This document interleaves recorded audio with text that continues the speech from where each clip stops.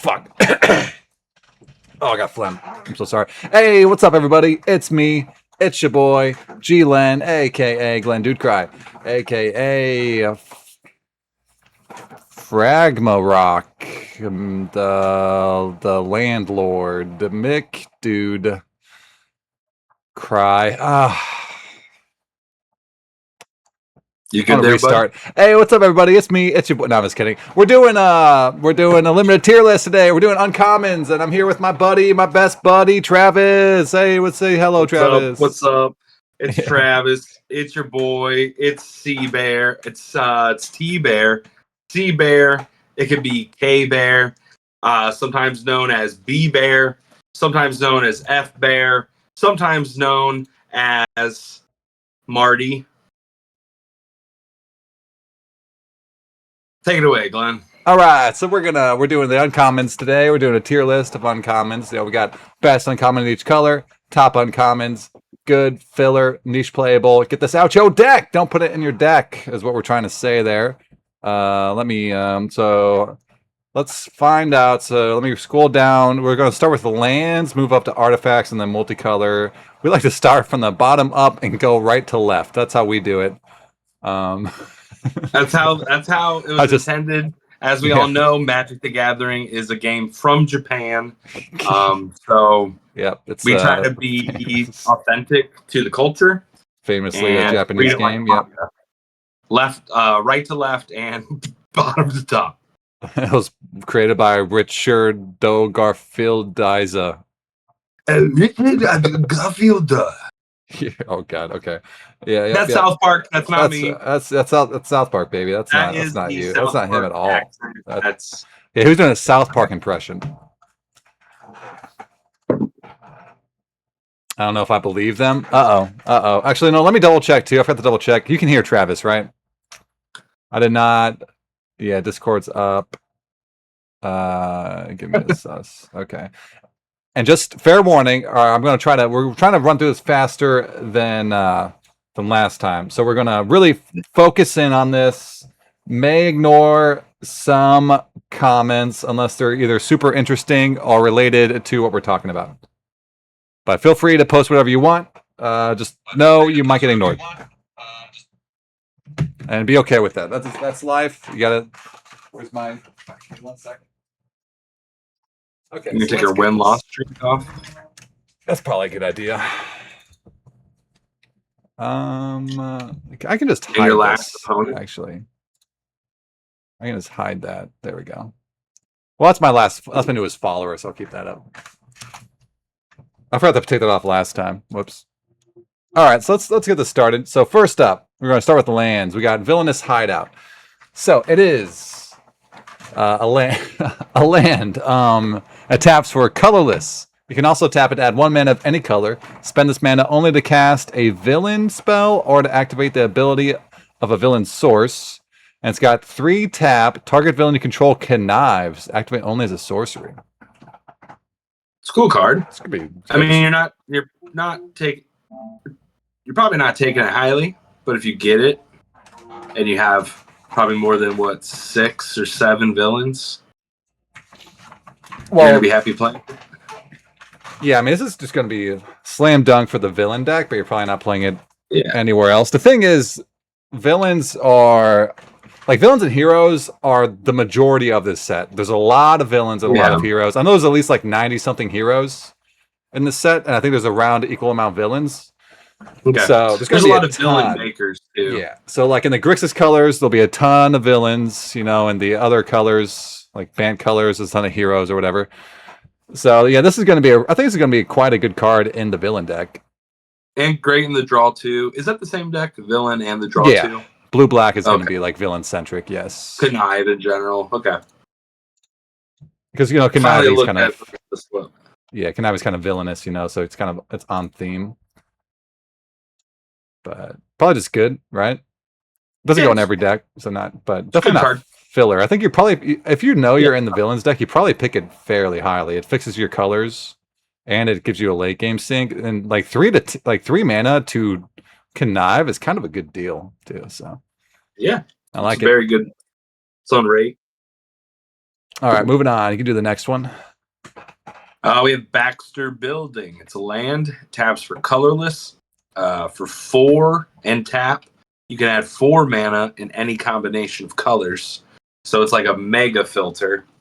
And then also for 4 and tap, you can draw a card, but you can only do this if you control a creature with toughness 4 or greater. Something that's kind of cool. The draw a card goes on the stack, but if you tap 4 and do this, it says you can only activate it if you control a creature with toughness 4 or greater. So, like, if you go to activate this and they kill your one creature that has toughness 4 or greater, you'll still get it, right? Because you could have only have activated it if you had it. It doesn't say, like, tap this, like, if you control. You know, like, the wording's different than if you control a creature with power 4 or greater. So, no matter what, you get the card. I believe so. I think that's how it works. Okay. Yeah. Because it's that's cool. Because the ability itself is just draw a card, but there's a condition to activate it. So as long as you activate it, I think you do just draw the card. Cool. That's pretty cool. A mega filter. So if there's like a good soupy deck, or if you're even just doing 3 colors, you're probably taking this, right? You're just taking this in any deck. I'm not sure about any deck, because if you're just a streamlined 2-color aggressive, like low to the ground deck with not a lot of toughness 4 or greater, it's a colorless land, so it's going to be bad early on. It does fix later in the game. I so rarely play aggro decks, I sometimes forget. Right. So I think this is worse than the last land, because the last land fixed you pretty nicely. This one requires you to have, like, you go down a mana ultimately to fix your colors, so you're paying 5 mana. Pretty much, you're tapping 5 lands. But like in a control deck or in a soupy deck, like in a deck that wants the game to go long. Yeah, I see a lot of decks wanting this for sure. Yeah. It's a great, like, drawing a card for 4. Yeah, I think just being good, but you think it's worse than Villainous Hideout? I think so. It's got a higher activation cost. Konami's almost as good as drawing a card, and it's 1 mana cheaper. It costs 1 less, and and fixes your mana better than this fixes your mana. So I think this is just a better land. I still think it's good though, and you're going to play in a lot of decks, especially this. I'm excited to see if there's going to be like a 5-color deck you can build. I don't know if there's a 5-color payoff yet for this set, but what's up, Cooks? All right, moving on. So next up, we got Avengers Tower. So it's another land. It taps for colorless. And also, notably, these tap for, like, the colorless, like the Eldrazi colorless. Which I think there are some cards in the set that care about you tapping for the Eldrazi type colorless. Like the actual colorless pip. Like the 6-color mana kind of, quote-unquote 6-color. But, so it taps for colorless. You can tap, add 1 mana of any color, spell only, cast a hero spell, activate an ability of a hero source. It also says 4, tap it, look at the top 3 cards of your library. You may reveal a hero card from among them, put it into your hand, put the rest on the bottom of your library in any order. So that's a really good mana sink. Yeah, it is. Is it just the same? Okay, Villainous Hideout and Avengers, so like kind of opposites of each other. Yeah.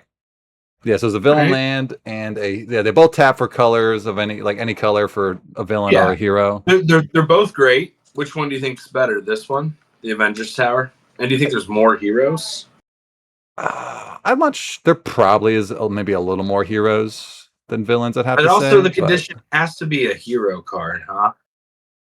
Yeah, but there's so many. So Villainous Hideout is better, right? I don't know, because if you're like, there's going to be so many decks where you have 14, 15 heroes in the deck because heroes are so prominent, especially in the hero colors. And this, I think I like this one just a tad bit more. Wait, let me see. Because it's true card advantage. Yeah, it's true card advantage. It lets you anticipate for a hero card. Like, look at the top 3. If you're in a hero deck, you're going to more than likely hit a hero like 85% of the time. Yeah. So I think I like it a little bit more. And this also is target villain you control cannot. So you do have to have a villain for this to work. So it's the best of the 3 we've seen. Yeah, I think Avengers Tower is the best one. All right, cool. But they're all good. I think I like all these utility lands. And it makes it, I think it's going to make it for a fun format, having these guys as mana sinks. Dem You're said, pretty "Oh no, decent. not UB." Sorry, Dem. All right, it looks like we only have 3 uncommon artifacts, so this part will be. All right. All right, we have Viv Vision Teen Synthezoid. It's 3 colorless, legendary artifact creature robot hero. Hey guys, my dogs are fighting. Stop it, you suckers. Whoa, Please call them whoa. over, my beautiful bride. All right, Put it's 'em up. 3. It's 3 colorless. All right, it's a 3 mana legendary artifact creature robot hero. It's a 2/2 with flying. First ability, cybernetic senses. I kind of hate when they do this. Why do they say it's like flavor, I guess? Yeah, it's Anyways, for flavor. whenever this creature attacks, you draw a card if her power is 4 or greater, and you can power up, pay 7, put 2 1/1 counters on Viv Vision. Huh. I mean, So- it's a 3/3. Wait, what? It's It's a a 2/2. sorry. It's a 3 mana 2/2 flyer, which isn't the worst stats, and it wears art like equipment really well. So you're probably only really putting this in the equipment deck or like the power up. But it only turns into a 4/4. It's a lot for 7 mana. Yeah, 4/4 for But 7 she draws mana. a card every time she attacks. Yeah. So she's a little like a scroll thief. Yeah, Like a like flying thief for 7 mana. I don't know. yeah, I don't know. It's kind of expensive to get the scroll thief Yeah. mode. I mean, it's better scroll thief because it's on attacks and not when you deal damage. But So probably just if you're maybe like running an equipment deck. yeah, I could see some homes for if you have like ways. If you're in the +1/+1 counters deck and you can pump it, maybe. Okay, We are doing yeah. a lot of work for a card that starts off pretty bad. Like a 3 mana 2/2 flyer vanilla, which is how this starts off, is kind of just a bad card nowadays. Yeah. So I just don't like the base stats of it, but it's not You have like to like unlock. You have to unlock that ability. I almost want to say Probably niche just playable. filler. Niche Phillip. Okay. Just because I Alright. think there's only certain like very Very few specific decks you're gonna want this in. Like I don't know if it just makes the artifact deck just because it's an artifact. I don't know if it's good Okay. enough. Yeah, it You're probably requires just work. taking this on the wheel and like playing around with it here and there. Yeah, I think so. Yeah. All right. Up next, we have Shield Helicarrier. 4 mana for a 4/5 artifact vehicle.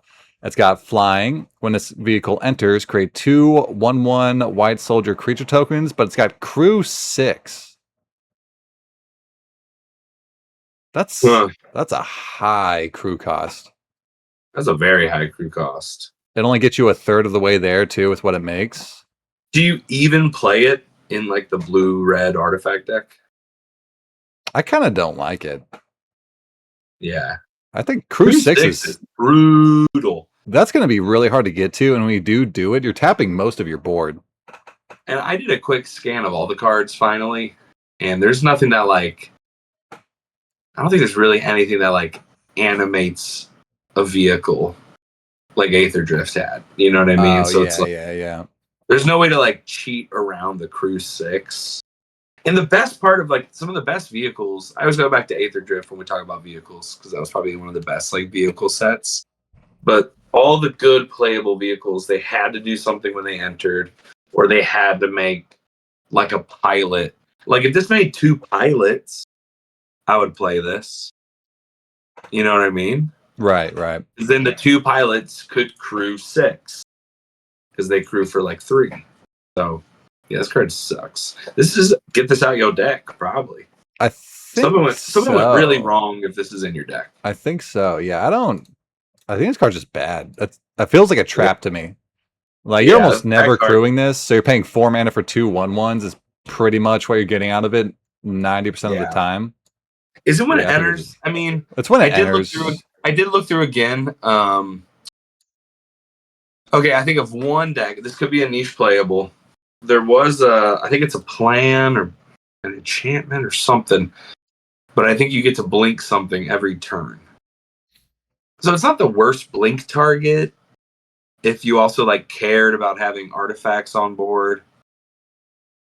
but It I doesn't feel like even it's make gonna be like a artifacts one. though. That's gonna be like a 1 in 40 or something. I don't know. Right. Yeah, maybe every once in a while I can make it work. But also, like, it not making artifact tokens also kills it. Oh Because yeah, it's not even going to get you more artifacts.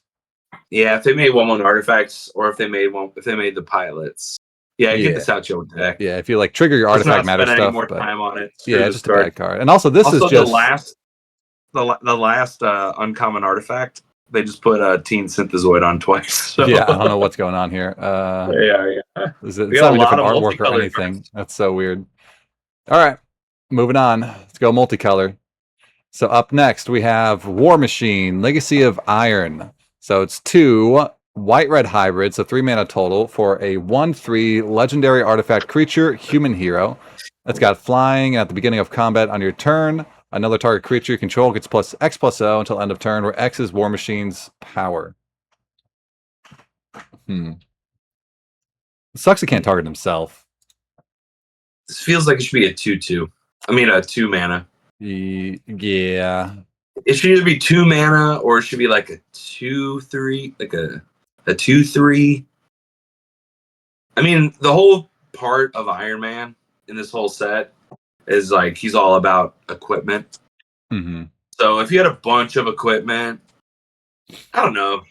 It's not that good. It's probably just filler. Probably going to be like 22nd, 23rd card in your deck. If you're light on playables and creatures. Yeah, I mean I'm trying to think what are the use cases for this. So it's an artifact for the artifact deck. The white decks, I don't wait. Let me think. Do the white decks care about casting spells that target creatures, or just an ability that targets a creature? Let me go to a white card real fast, like a white red card. That's just a rare. I think it's all about. Oh no, that's attacking alone. No, a lot of them are like prowess and stuff, weren't they? Yeah, but I think they have like a heroic theme or whatever, where if you target it, you get an ability from it. So if that's the case, it does trigger that once every turn real fast. I'm just going to scroll up to like the white uncommons and see if I can find one that like whenever you target something. Whenever you cast it. No, just casting a spell. Okay, when you cast a spell, it targets. So it's not even going to trigger the synergy for white-red. The next like 20 cards that we're about to go over are legendary creatures, all uncommon. Yeah. So just keep in mind, probably never put more than like 2 in your deck, unless they're cracked. If they're cracked, you can put as many as you want. Yeah, 2 is a good number though for legendaries. 2 is a good number. Yeah. Especially for guys like these that you want to sit around in the like battlefield. If it has a really good like enter the battlefield or death ability, you know, it's okay to have multiples because then you can get the triggers. But yeah, or if they're really aggressive. If they're really aggressive, because then you don't mind them dying. Yeah, you have another one in your hand. Yeah. If you expect them to die pretty quickly, you can play like 3. But yeah, you probably should just cap at 2. But what do we? So where's this guy going? I don't like 3 mana for a 1/3 flyer is really bad stats. Yeah, I think just filler, right? Just filler, because I can see him go in the equipment deck pretty well. Maybe he should only go in the niche playable. Maybe that just means like I could see he goes that. in one deck. Yeah, because it's like one deck equipments. Yeah, I think you only want to play him in a deck that can buff his power, which is kind of specific. So I think that's probably just niche playable. Yeah. All right. So up next we have Spider-Man to the rescue. So it's 3 mana, 2 green-white hybrid. So 3 mana total for a 3/2 legendary creature, Spider-Human hero. It's got Flash, Vigilance, and Reach. It's got the ability, no one dies. When Spider-Man enters, you may tap him. When you do, another target non-attacking creature you control gains indestructible until end of turn. So it's kind of like a protection spell then. Yeah. I like this card. I wish he was like a 2/3. Yeah. Spidey's, dude. Something I do think it's silly about this set, or like about the whole just bringing Marvel into Magic. I'm like, you're gonna make Spider-Man a 3/2? Really? Like, I understand it only costs 3 mana, but I mean, yeah, they can't all be bangers, I guess. Is there a rare? There's probably a rare Spider-Man, right? There's got to be a rare Spider-Man. I mean, they Oh already had yeah, the Spider-Man there set is. though, so Yeah, who knows? there is. It still seems like a good card though. I I do kind mean, of like this guy. Yeah, great on blocks. actually Really good fun. on blocks Yeah, because you can. Well, actually, let me think. No, wait, blocks are yeah. kind of Uh, awkward because you can't flash him in, give something indestructible, and then block with the indestructible guy and the Spider-Man. You have to choose one or yeah, the other because it taps, so that it is won't be able to awkward. block. Hmm. But it blanks removal and puts a body on board. Yeah, I still think it's pretty good. It's good. It's pretty Mhm. modal. Like you can flash it in on its own as a 3/2 just to kill an X3. You can block, Mhm. flash it in, and then trade, save one of your creatures from combat. Or if your opponent tries to kill something, you can flash this in and save it. It can't be on an Yeah, it's attacking probably. creature, but I don't know. Do you think it's a good card, or do you think it's still just like high end filler though? I mean, this is a 3-mana 3/2. It has like 3 keywords on it. I think it's bottom tier good, right? Bottom tier, good. I Okay, think we so. were we were close to the same page. 3-mana 3/2. It's pretty modal. I like. There's a lot of different stuff you can do with it. More All options, the right. better. Up next, we have Ghost Spectral Saboteur. It's 2 and a blue-black hybrid for a total of 3 mana. It's a legendary creature, human rogue villain. It has flash. It's a 2/2, and it can't be blocked. Dang. Huh. I mean, like, this can't be blocked sometimes is really good in limited. The stats are underwhelming, right? But it has Yeah. flash, and you immediately get attacked. So if you flash in at the end of their turn, and then it'll be your turn 4 when you're attacking. Maybe you could do something to it. I mean, it's probably only good in like a Tronny kind of deck, right? I mean, it's Probably also equipment. it's in the connive color pair too, so you can grow this by conniving onto it, which Yeah. is nice. But I mean, a 3-mana 2/2's it's got to be a real. It has to have a really good ability for it to be passable because that's very. It Yeah. dies to literally anything. It needs a lot of support. Yeah. So very. Yeah, it Maybe takes a lot of is cards that a niche playable? around it. I think Oh, it might be a little better than niche playable. okay, filler or bottom good again. Definitely filler. I mean, because it Okay. triggers instant speed, villains matter stuff, and there's stuff that triggers when villains enter, so that's nice. Wears equipment well, wears connive counters well.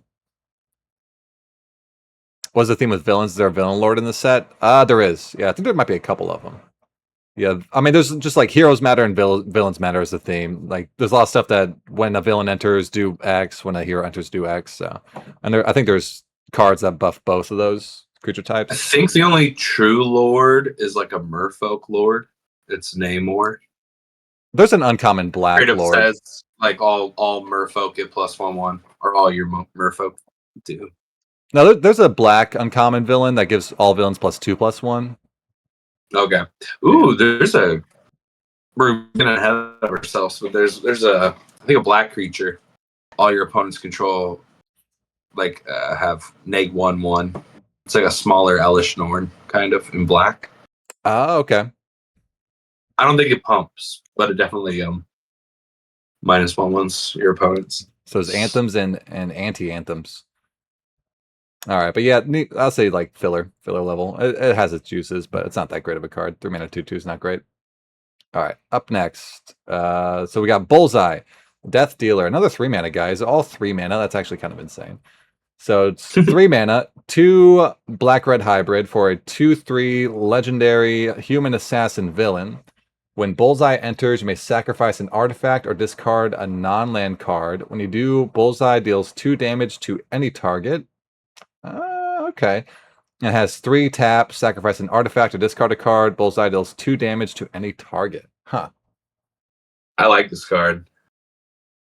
I Yeah, kind think of build around you, but powerful. yeah. I mean, I like abilities like this.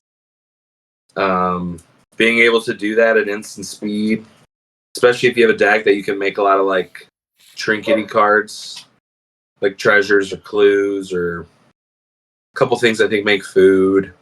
Yeah, They yeah. have a couple cards that do that, and just a couple like the one guy that when it dies, it like turns into something. Like there's a lot of good cards I think could go with this. Well, it can't sacrifice creatures though; it's only artifacts. Was that one an artifact creature? No, it was just a regular creature. Okay, good call. Well, you Yeah, could discard it because at you that could. point in the game, you know. But I guess so. You could. Interesting card. 3-mana 2/3. Also, not a great stat line, but it does have a nice ETB if you can build. It does require building around though. Like I don't even know this goes in the Yeah. villains deck, right? Because you need artifacts. I think you prefer to sack an artifact than discard a card generally, like a trinkety artifact. But it is nice. I can just keep shocking things for 3 mana. Yeah. I don't know You're if it's turning good, any of though. your dead cards into a 3-mana shock. Yeah, and it can go face too, which is nice. Yeah. I mean, I like it, but it might just be like because it requires so much building around, probably just upper tier filler. I don't know if I can put Okay. it in the good category. Like I I think almost want to do niche playable, like because you have to build around it. I could see like upper tier niche You're playable. probably not putting it in. You probably put it in the red blue artifacts deck. Yeah, I think it's best there. I Yeah. don't know if you played in the. Do you play it in the black red villains deck?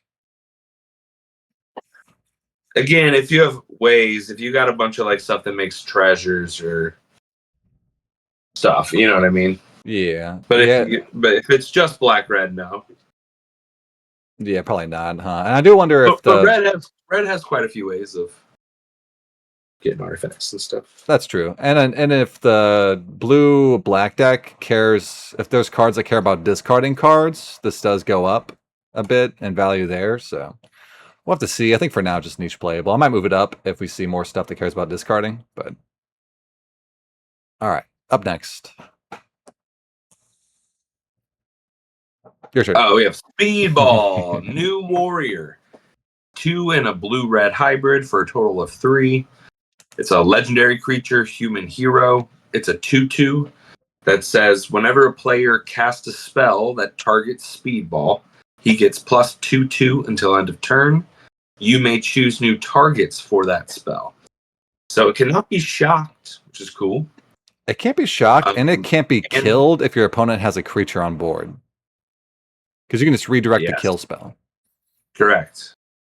And also, you could pump him. He'll get the 2/2, and then you could pump a different creature. Yeah. Card is very fun. Yeah. Really So if you cool have a bunch design. of like combat tricks and stuff, you almost turn them into like it's like he has double prowess. Yeah. We should have flying or something. He's Right. like so high up in the air. Right? Yeah. 3-mana 2/2 again though is a really bad stat line, but he's almost unkillable if your Yeah. opponent has a creature out, which is Or nice. if you don't have a creature out and they try to like lightning strike it, it dodges lightning strike. It essentially acts as a 4/4. Yeah. Well, no, because you can redirect the lightning strike to their face. Oh, sure. If there was okay, how about the I guess the -4 kills it.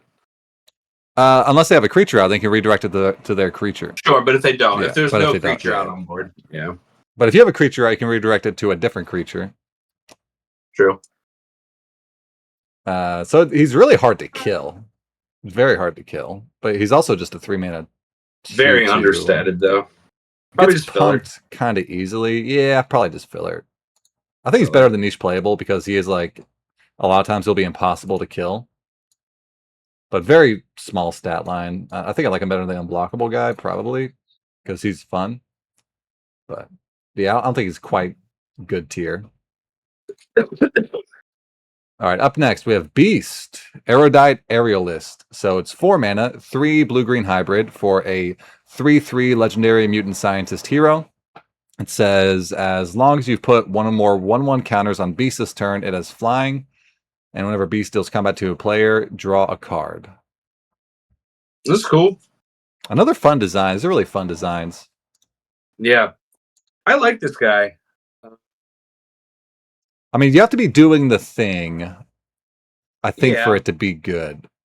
But even if you don't, and you've like if you just got one counter on him or two, and if you couldn't do it again, he's like a 5/5 that if he deals damage, draws a card. I think I might like it the best of what we've seen so far. He might be tied with Bullseye for me for like funness. Like a better than Spider-Man? Like power-wise? Or what the heck? Get out of here. I mean, his stats are worse than Spider-Man, but I love drawing cards. It's true. And if you're doing the blue-green thing, I bet it's pretty good. Yeah, his power level is going to be based on how easy it is to put counters on creatures. But yeah, if you get one counter on him and he gets in one time, you're already happy about that. Yeah. So a bit of a build around card. Like I don't think you play. Oh, I guess it also goes in the connive deck though, because you can connive put a counter on it. Okay. So I could see him being good in call. blue green and blue black. Which is weird because he's a hero, Yeah, but he does great on the villains team. he does. Do you think he's good or is he just upper tier filler? I think he might be good. Think it might be good. I think he might be good. I'm just hesitant about a 4-mana 3/3 that requires work. But if you do the work, But his whole thing nice. is like you're only putting it in a deck that can support that work. I guess that's true. But I want to save like the good cards. I feel like this might. Does this give you direction? Say you took either a blue or a green, just good card on like pack 1. Took another, like say you took a really good blue card on turn pack 1, pick 1. Pick 2, took another blue card. Pick 3, you see this guy. Like, kind of gives you a direction to be like, okay, I've already started blue. I'll continue blue, but this one's kind of like, okay, I'm going to start looking for 1/1 counters. Or is this something you take after you have the 1/1 counters stuff? I mean, he is. So you put one counter on him. He's a 4-mana 4/4 flyer that draws a card when you deal combat damage. Only problem is he does die to lightning strike on turn. If you play him turn 4, he dies to a lightning strike or a different X3 kill spell. That's what's holding me back a little bit. But I mean, there's a lot of conniving in the set. You connive onto this one time, you're feeling pretty good. Maybe he's like bottom tier. I'll put bottom tier good. Okay. That's one that it could be. He could be pretty bad or pretty good. I'm not really sure. All right, your turn. All right, we have Titania Rugged Tumbler, 2 in a black-green hybrid for a total of 3. It's a legendary creature, human villain.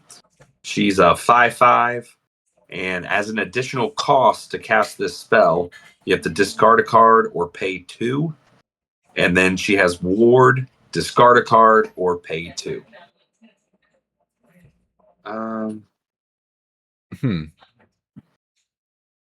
So on turn 3, you can have a 5/5 that has a pretty decent ward.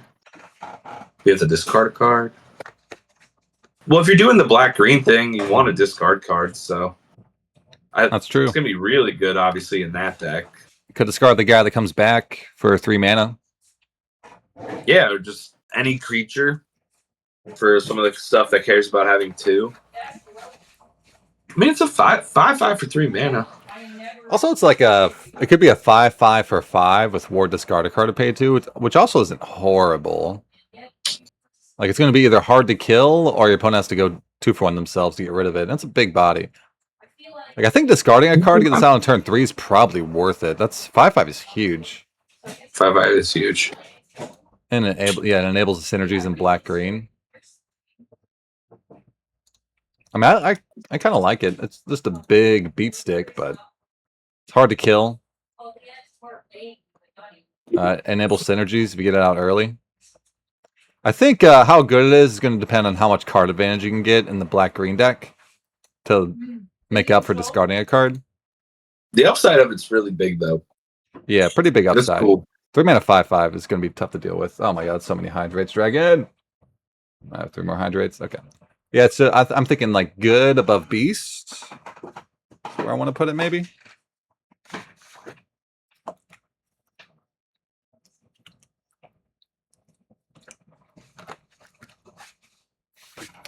Do you agree? Well, you asked me something. You asked me something. I was reading the chat. Sorry. Oh no, you're good. You're good. I want to say good above beast. I think better than beast. Just generically stronger. Yeah. Yeah, definitely better than Beast. I don't know about Spider-Man. I like Spider-Man quite a bit. I don't know if it's better than Spider-Man, but I think I might like her more than Spider-Man. I might like her more than I think Spider-Man. she's going to be a house in that black-green deck. Okay. A house. All right. There's quite a few cards that give your cards trample.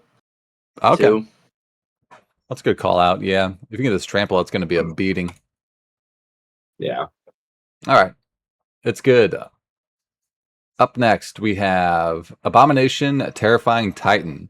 4 mana, 3 red-green hybrid for a 4/4 legendary gamma villain. It's got trample and it has power up 5. What's it called? Shoot, what's the color combo called? Gruul. 5 Gruul hybrid. So 7 mana total for his power up. Put a 1/1 counter on Abomination. He fights up to 1 target creature an opponent controls. So for 7/7, you get a 5/5 that kills something. Yeah. Pretty good. I actually kind of like that. And like 4 mana 4/4 trample is not horrible. I think it's a rare card, but it allows you to use your powers twice. So be especially good with that. Oh yeah. I mean, even on rate though, a 4/4 trample for 4. Yeah. In limited. It's kind pretty good. It's just a fine. I mean, I wouldn't say pretty good, but it's just a fine 4 mana play. You don't mind that. It's pretty decent. I think I like this guy quite a bit, actually. You like 2-for-1's your opponent. Fine to play on 4 if you need a 4-drop. Because some of these power-up cards are like understated when you pay. That's what I'm saying. I don't think the stats on this are that bad. Yeah. Like a 4/4 with trample. We've played that in limited before and we're pretty good with it. Yeah, EOE had a 4 mana 4/4 trampler, and that guy was like decent. And this is a huge upside. This is way better than that. It can kill something. I think I like this the most out of the hybrid cards so far. I think so. All right. It's a villain. It's a villain too. Stop me, beautiful. Stop me how. All right. All right. Looks like the one chick from Up next, Invisible. We have U.S. Agent John Walker. 3 and Orzhov hybrid, black-white. It's a legendary creature, human soldier. It's a 3/2. And when U.S. Agent enters, create a colorless equipment artifact token named Sturdy Shield. With equipped creature gets +1/2 and equip 2. Attach it to U.S. Agent. I like the pun that they did there too. At first I was like, why is there no space between the period and agent? I'm like, oh, it's U.S. Agent. Oh, hilarious. Yeah, pretty funny. Pretty funny. Yeah, it's so funny. That's classic comedy. It's a lot of words on this card. So it's a 4/4. Yeah, 4 mana 4/4. 4 that 1/2 sticks around after it dies. Yeah. I think this might actually. I think this is now my favorite one from this cycle. And it makes an artifact too. Yeah. I think Jeskai artifacts is going to be a thing. Because there was quite a few white cards that I was like, oh, this is going to be great in the artifact deck. And then I learned it was blue-red. But if it's easy to do 3 colors, Jeskai artifacts, I think would be strong. Yeah, I could see that. There's that one instant that makes a clue token. Mm-hmm. Yeah. So that would be good there too. But this guy's great. Like, he's a 4 mana 4/4 that dies and leaves behind a decent equipment. Like 2 mana for +1/+2 in the late game is gonna be pretty nice. Make it hard for your, it's gonna be hard for your opponent to block your creatures. I think a 4/4 for 4 that, you know, we gave a 4/4 for 4 with trample, but this I feel like is just better because that sticks around. I was interesting that actually is it better? Is it better than Abomination? I think so. They're not vying for the same spot because the decks are so No, different. yeah, But completely different colors. I think I like it just like a hair better because it comes what if in you're and playing immediately Golgari? makes 2 cards. Like you get 2 rectangles up front from this guy. Say you're playing Golgari, and you have a choice between these 2 cards. Ooh, that's actually good. It's a good question for Golgari. I don't know. Maybe I do like Abomination better because I think my instinct is telling me to take Abomination over the Yeah, that's what I was thinking. I Walker. was like, for Okay. Golgari, I think you take Abomination. I just think they're in total different zones. Yeah, You know what yeah. I mean? I feel like they're both good. Um, because U.S. Agent, it goes well, obviously in the equipment deck. It goes well in like an artifact deck, a Jeskai kind of artifacty thing.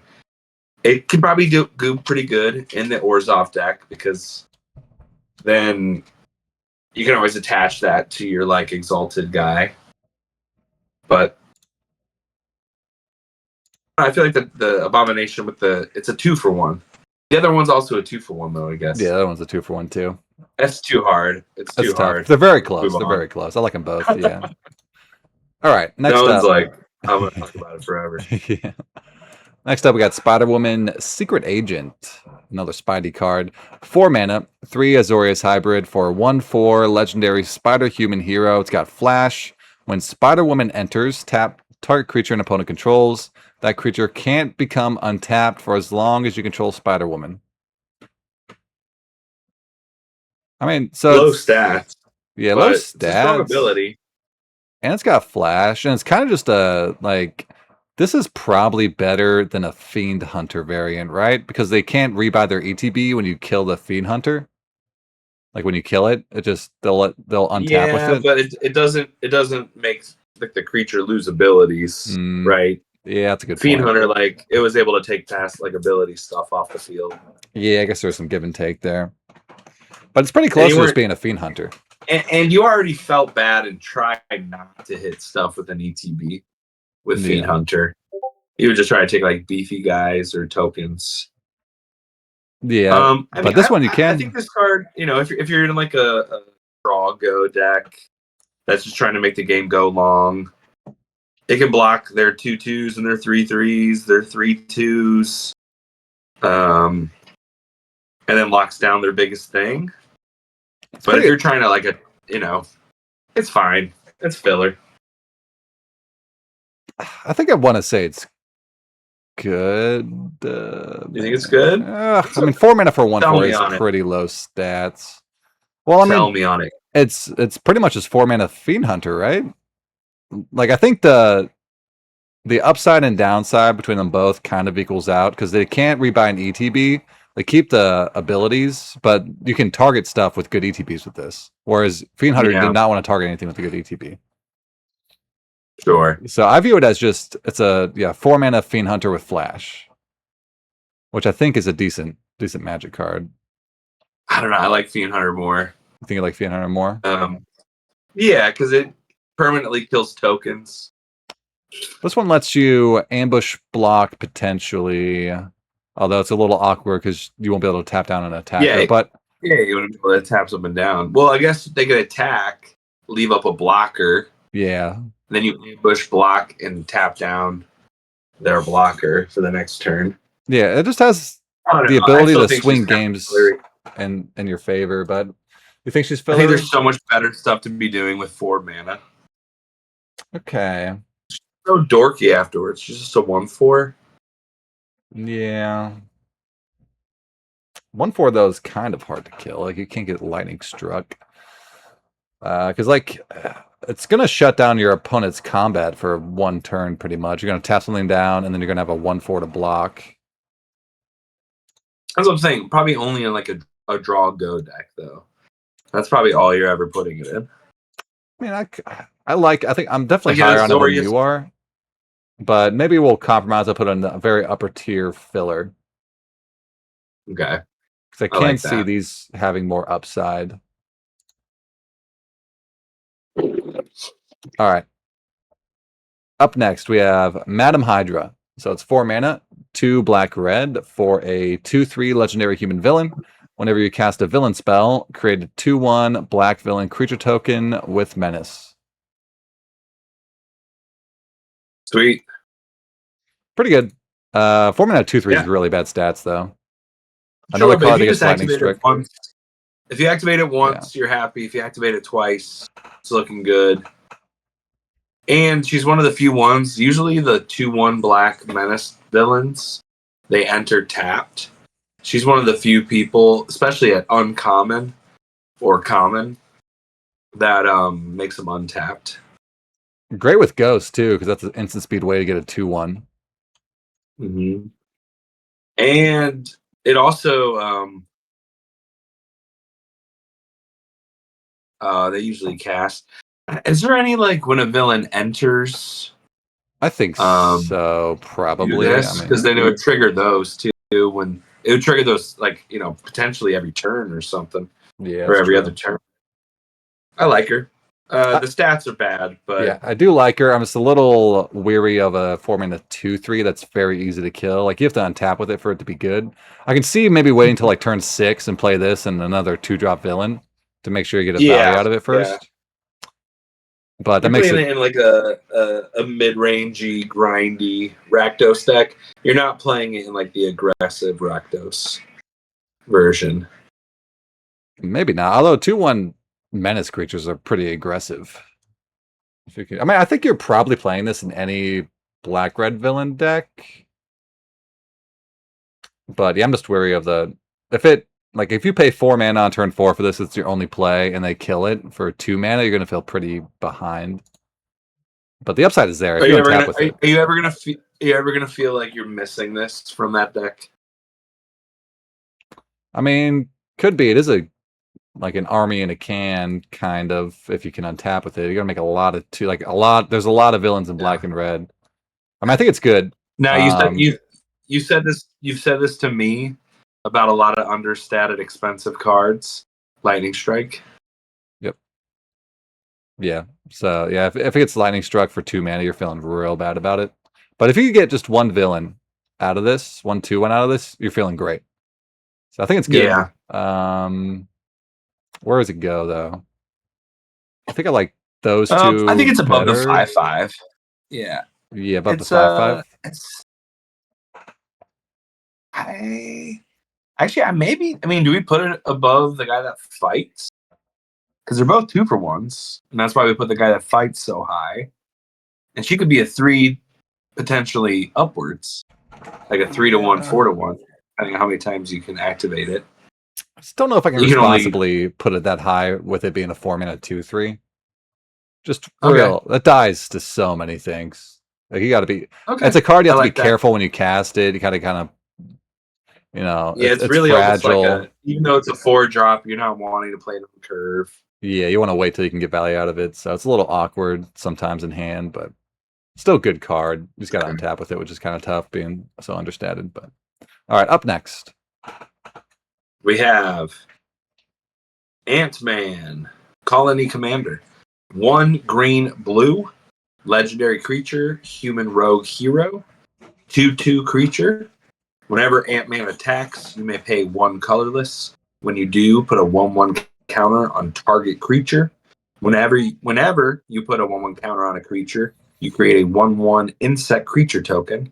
This ability triggers only once each turn. Man, why does that have to trigger only once each turn? That makes this card quite a bit worse. You can't just spam still tokens good, though. out. Yeah, I think it's pretty good. There's a lot of understated cards. His Ant-Man, bro. He's gonna be, he's gonna be more about his abilities. He is Ant-Man. He is Ant-Man. For 3 mana.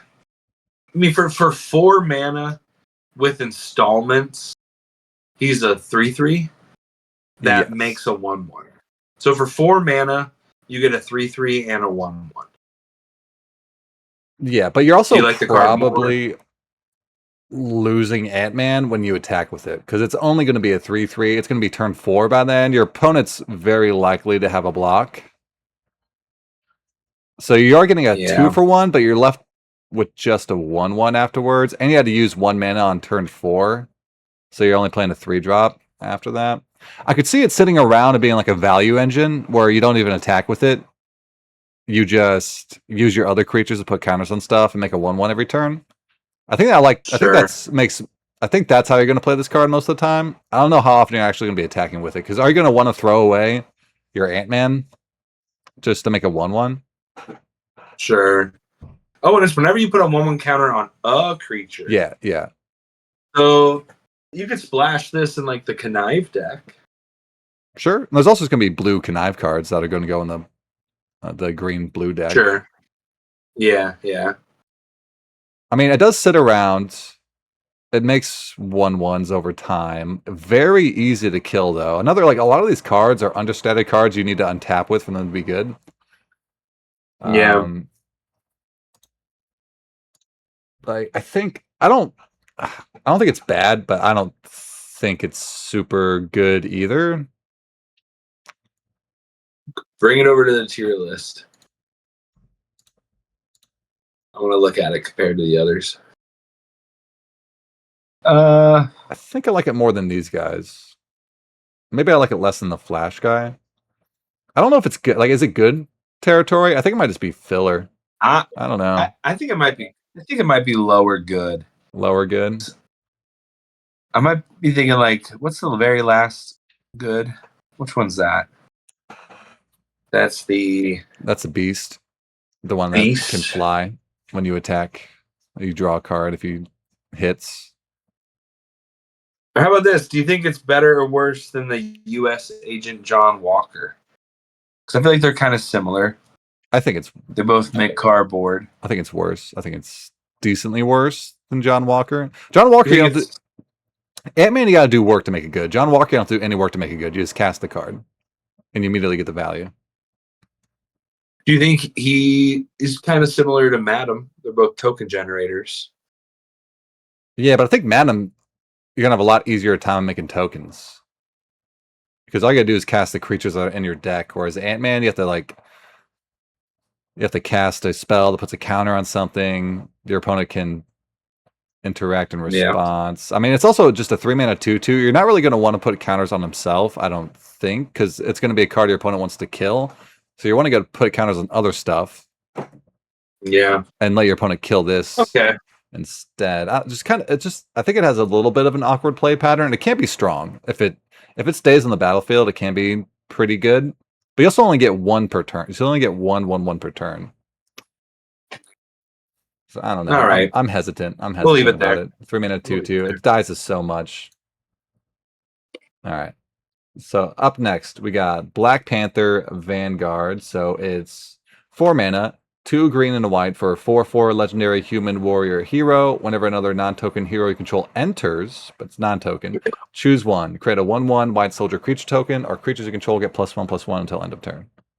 Oh yeah, this is the best one we've seen so far. Yeah, hands down, down the best one. It's actually see, this is like Madam Hydra, but it has good stats when it starts off, and it can pump your board if that's what you want to do, which might be better sometimes. Yeah, and you can do it. It's unconditional, so on a big turn, every hero you get an extra soldier. Yep, that's pretty good. This seems really good to me. Yeah, I mean, yeah, this is probably like is this a pack one, pick one? If the rare's not good, I could see it. It's kind of reads almost like a rare. Like you're going to have so many heroes in your deck in these colors. It'll be quite easy to trigger, and it's not easy to kill because it's a 4/4. It doesn't die to lightning strike.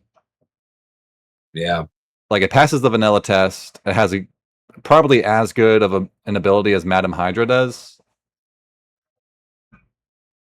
Yeah, definitely. I think this is the best one we've seen so far. Probably better than the lands.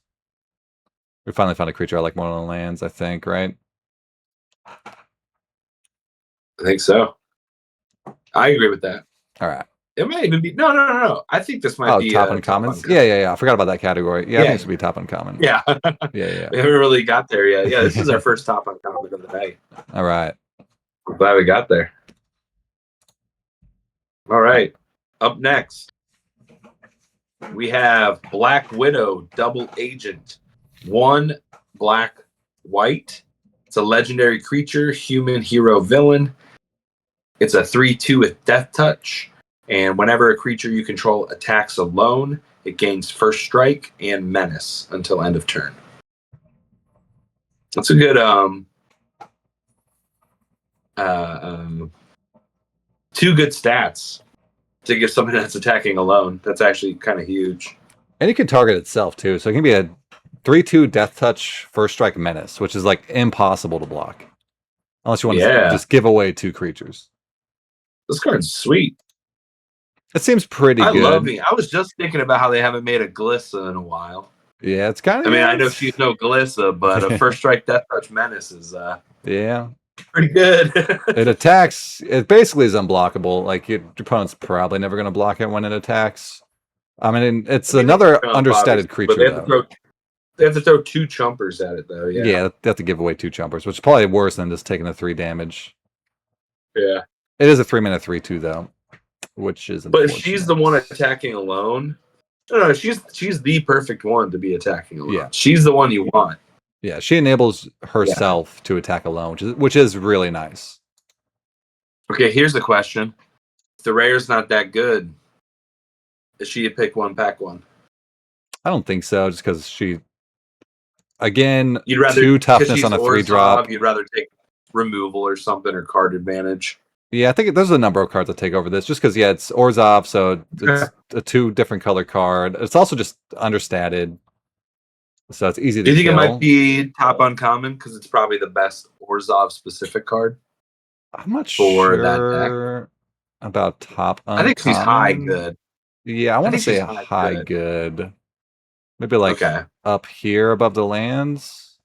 I like above the lands. Okay. Because I mean, she's a crazy attacker. She's a hell of an attacker. Yeah, I think she's going to be a key card to make the Orzhov deck work. Like you will be missing this if you don't have it. You don't have one. You're going to be missing her. Yeah, exactly. So I think it's just quite good. All right, up next we have Captain America, Living Legend. So 3 mana total, 1 white and a blue for a 3/4 legendary human soldier hero. It's got vigilance. Whenever a creature you control becomes tapped during your turn, if it's the first time that creature has become tapped this turn, untap it. This might be in contention for the new best multicolor card, I think. So it's a 3 mana, 3/4 vigilance that gives your other creatures just better vigilance because they'll get their tap triggers if they have any tap triggers or untap triggers. Because it's whenever a creature. So this can apply to multiple creatures you're attacking with. I think this one could be the new best multicolor card. What do you think, Travis? So, whenever a creature you control becomes tapped during your turn, if it's the first time. So, for 3 mana, you get a 3/4 vigilant creature that gives something else pseudo vigilance. It gives anything else, any creature that attacks. It's not just one. So your whole board gets pseudo vigilance. Oh shoot! Yeah, Well, that's busted. Dude, it's kind of busted. It's also like a rare. It does read like a rare. There was a card it might have been EOE, but it was like the green-white one that gave your board vigilance or whatever, and that was one of the best uncommons in the set. So I'm assuming this is going to be as good as that. All right, here's the test again. Does it pass the pick 1, pack 1? It could. I could see pick 1, pack 1 in this. It's a very strong card, and also it enables all the synergies in blue-white because they want to tap or untap themselves. Oh, sure. So works with like the mana rampers and stuff too. That's cool. Oh yeah, it's very synergistic. Yeah, it works with you can tap for mana, untap it, tap for mana again.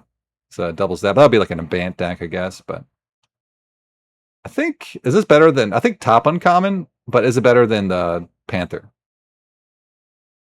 I mean the stats are really good, dude. 3 mana 3/4 vigilance is really nice. That's really good stats. Yeah, that's gonna be hard to block, good on defense. It's probably better than Black Panther. I think so. Yeah. I think so too. I think so. Yeah, It great. might be in contention for best multicolor. Could be. There's not that many left, so Because we'll I see. don't want to put 10 multicolors in best uncommons. No. It'll just be one. We'll have to pick one. Maybe we should put like 2 or something, Maybe 2. Yeah, if it's close, we'll pick 2. But Okay. all right, you're eating, so I'll do this next one. So next up, we have Hulk, Gamma Goliath. So it's 5 mana, 3 red and a green for a 6/5 legendary Gamma Berserker hero with reach and trample. Power-up abilities of other creatures you control have 3 less to activate. There it is. And it's got power-up That's for... what we were waiting Yeah. for 7 hours. Oh, yeah. It's got power-up for 8 mana total, 6 of red and a green. Put 5/1/1 counters on Hulk. Wait a minute. So for 8 mana, it's an It's an 11, 11/10 10. reach trample. 3 in trample. It's kind of insane. This one also reads like a rare. I like how they're Yeah. like the good Avengers. Those are the only ones we're gonna like Right, really right. make powerful. Like the ones that made Makes us sense. money. Yeah, it makes Sorry, sense. everybody else. Hulk does have to be. Hulk, Iron Man, Black Panther. You guys get good. This card's great. Yeah, I mean, a 5 mana 6/5 reach trample is already decent. And then like this power up ability, the like 3 less to activate is a lot. Like you're gonna get some nasty turns if this is on the board. I think there's gonna be a really fun, soupy, rampy teamer deck. Like powers too. There's a card where you can like copy your creature, and it's not legendary. Imagine copying Hulk. They make each other 3 mana cheaper. Oh, that's true. Right? And they make all the other power-ups 6 less. Yeah. And then you get the card that like lets you do your powers twice. Oh yeah. That sounds pretty fun. I think I think it's better than Captain America. I'm gonna stick with that. Oh, you think it's better than Captain America? I don't know if I can get behind that just because it's a 5 mana card. And usually the cheaper cards are better. It's strong though. It's very just strong. more fun. I bet Captain America will have a higher win rate. Yeah. But I think people will have more dopamine playing Hulk. Yeah, you can do some wild stuff with that discount on power up abilities. I don't know if I can put it above Captain America though. Fine, put it just below. It's better than Black Panther. You think it's better than Black Panther too? I don't know about that. I think it's top uncommon. But all right, fine, I'll do it. We'll compromise. No, we'll compromise. I'll put him above Black Panther. All right. Sorry, T'Challa.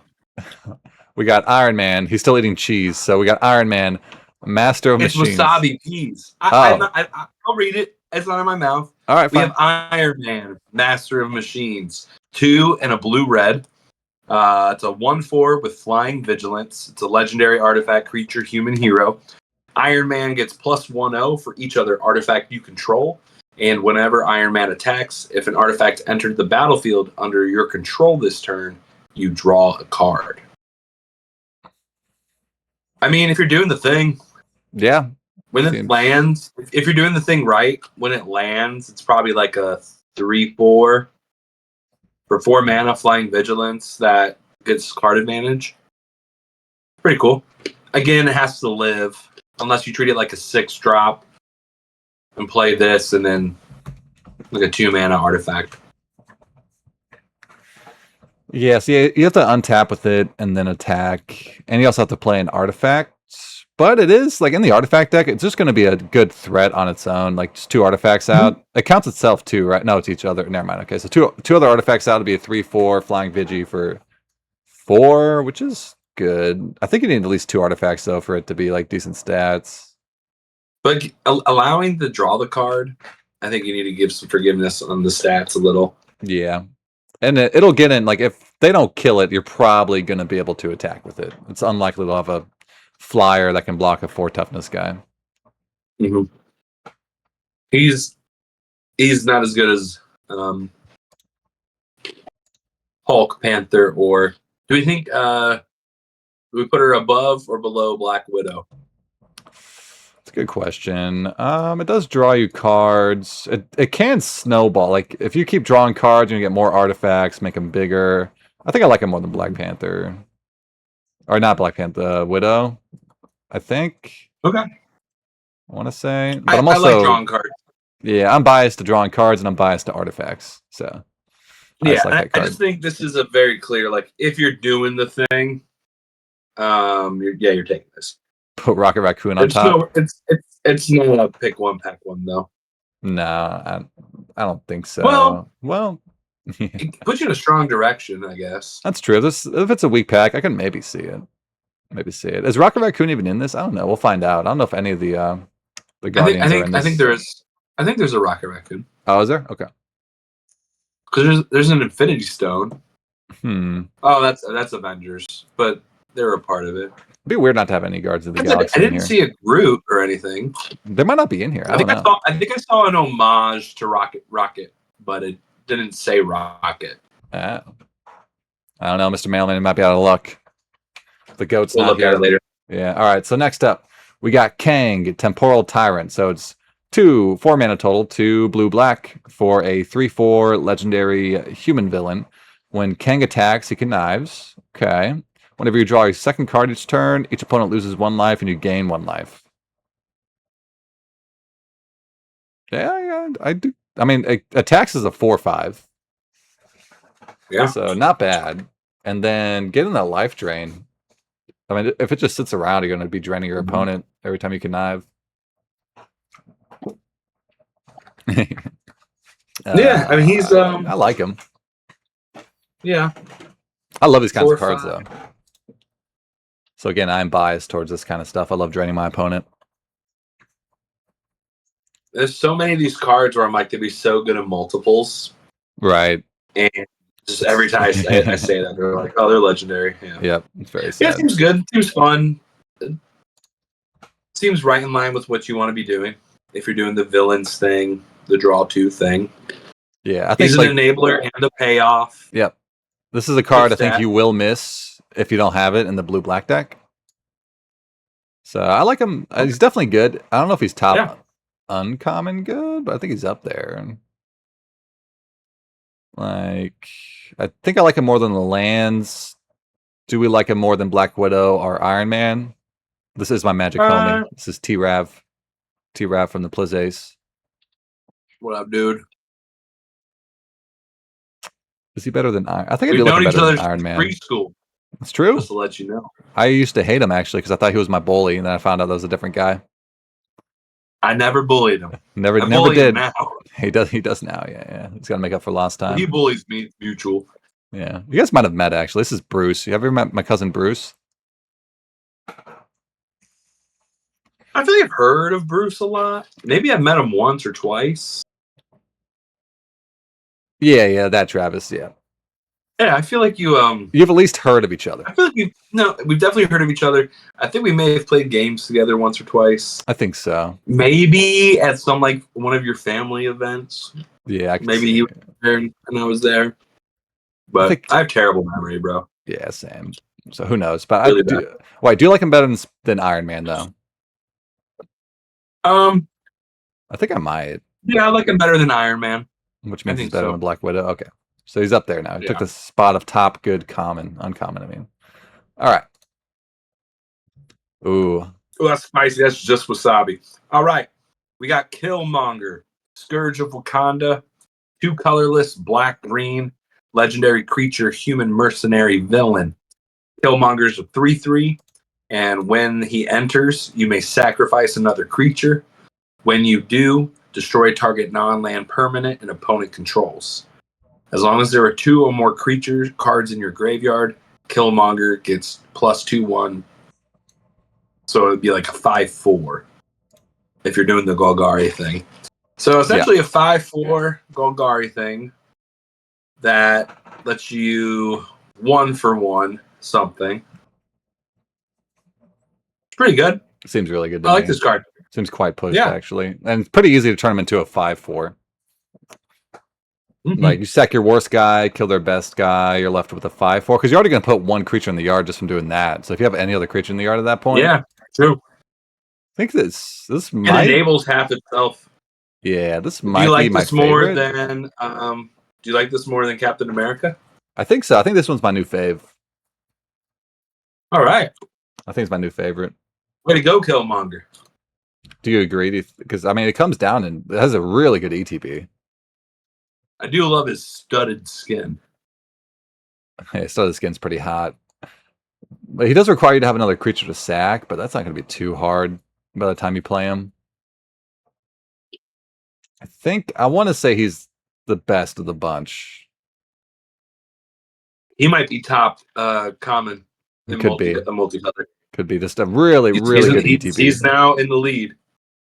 And not a lot of these Yes. have ETBs too. A lot of these Now are like static effects. imagine you have no creatures, and he's the only creature in your hand. Yeah, that's worst case scenario, but if you have no creatures, you're likely to have 2 creatures in the yard, so he would just be a 4-mana 5/4 at that point, which isn't like it's not the Not bad. best to get a vanilla 5/4, but you know, you're not embarrassed by it. That's what I'm thinking. I don't know. All right. You don't think he's the best? It's interesting judging multicolor cards off each other. It's like thinking which one's better. Because Right. they're not competing in the same spots. That's true. So these are all. I think we only have one of each. They're all unique, Right. It's Selesnya, Gruul, Azorius, and now Golgari. So I don't know. It's 1/2 and a dozen, 2 eggs, $1.03 or something like that. What? I don't know how that phrase goes. I'm sure you nailed it. All right. Well, Isn't it $2, 1/2 and a dozen, 2 apples bags with a baker's dozen? I've never heard of that in my life.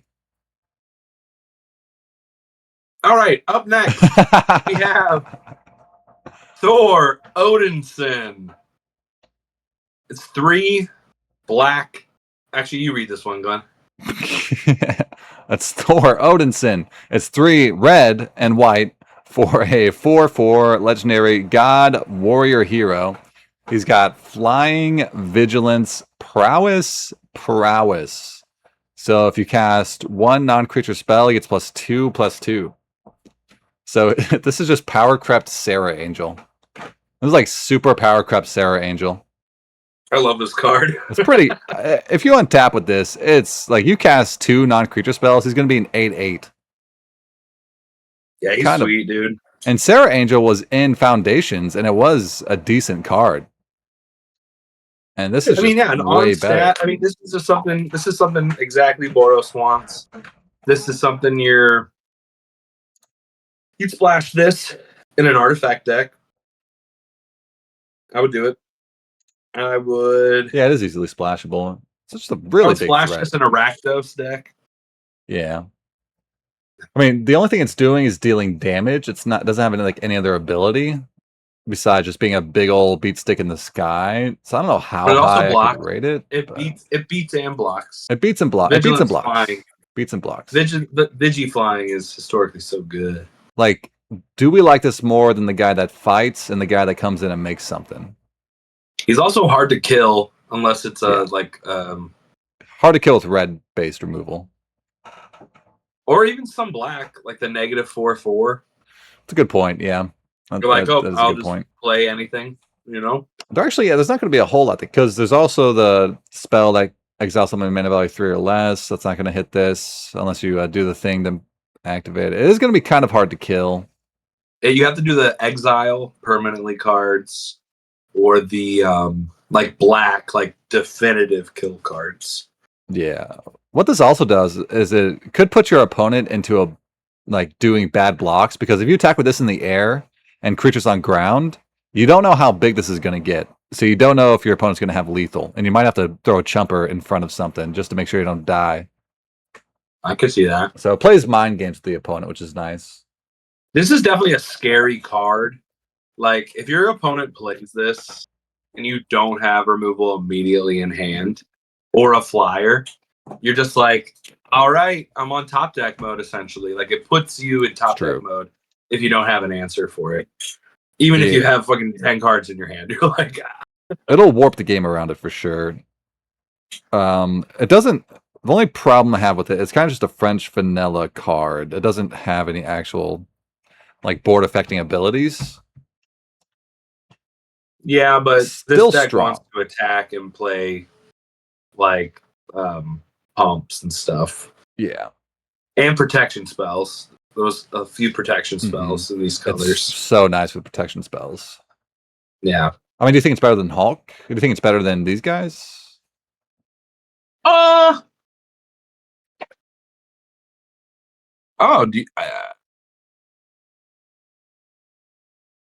We got we like want to put it in top uncommons just because again it's a unique color. I wouldn't mind. I don't want to put 10 in the best uncommon in each color, but we could put them in the top commons maybe. You think it should be a top uncommon? Let me see. Hold on. I mean, if your opponent does not have a removal spell for it, you are just going to win the game pretty fast. That's what I'm thinking. Which like, maybe is just better than the stuff that draws you a card or connives or whatever. Yeah. This just kills your opponent. It's a win con. Okay, I can see it. One of the first true win cons we've seen. I feel like because it like almost if this is not answered, you're dead. Yeah, it almost feels like a in rare. as little as 2 turns. It really is as little as 2 turns. Yeah. So by turn 5 rolls around, and then on turn 6 you attack with this. You play a spell. It becomes a 6/6. And then next turn you do it again. It's 12 damage in 2 turns. Yeah, it can.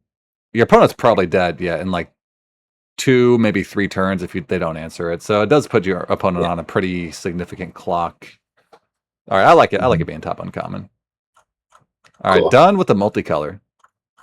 We can move on to white. Wait, real quick, what's our favorite multicolored card? That's good. Yeah, that's a good call.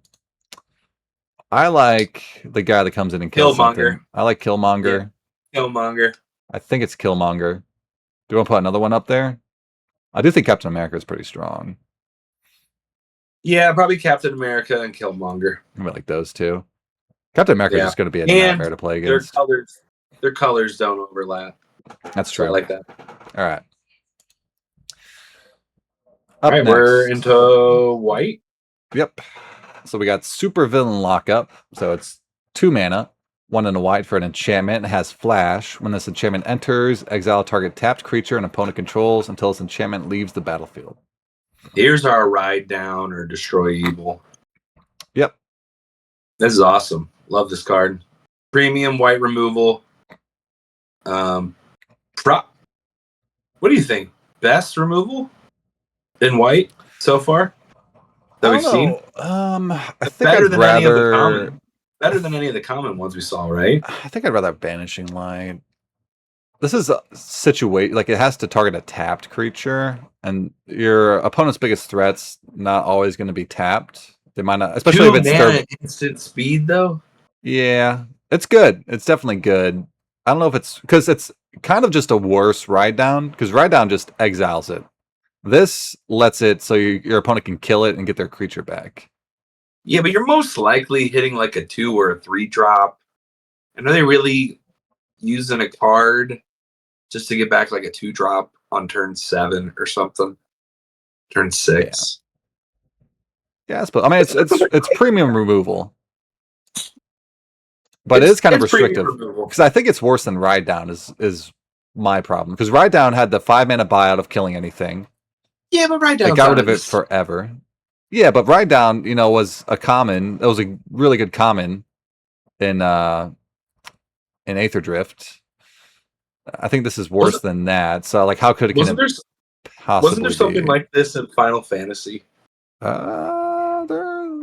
might have been. I can't remember. But I think I don't think it's top uncommon good. I think it might just be good.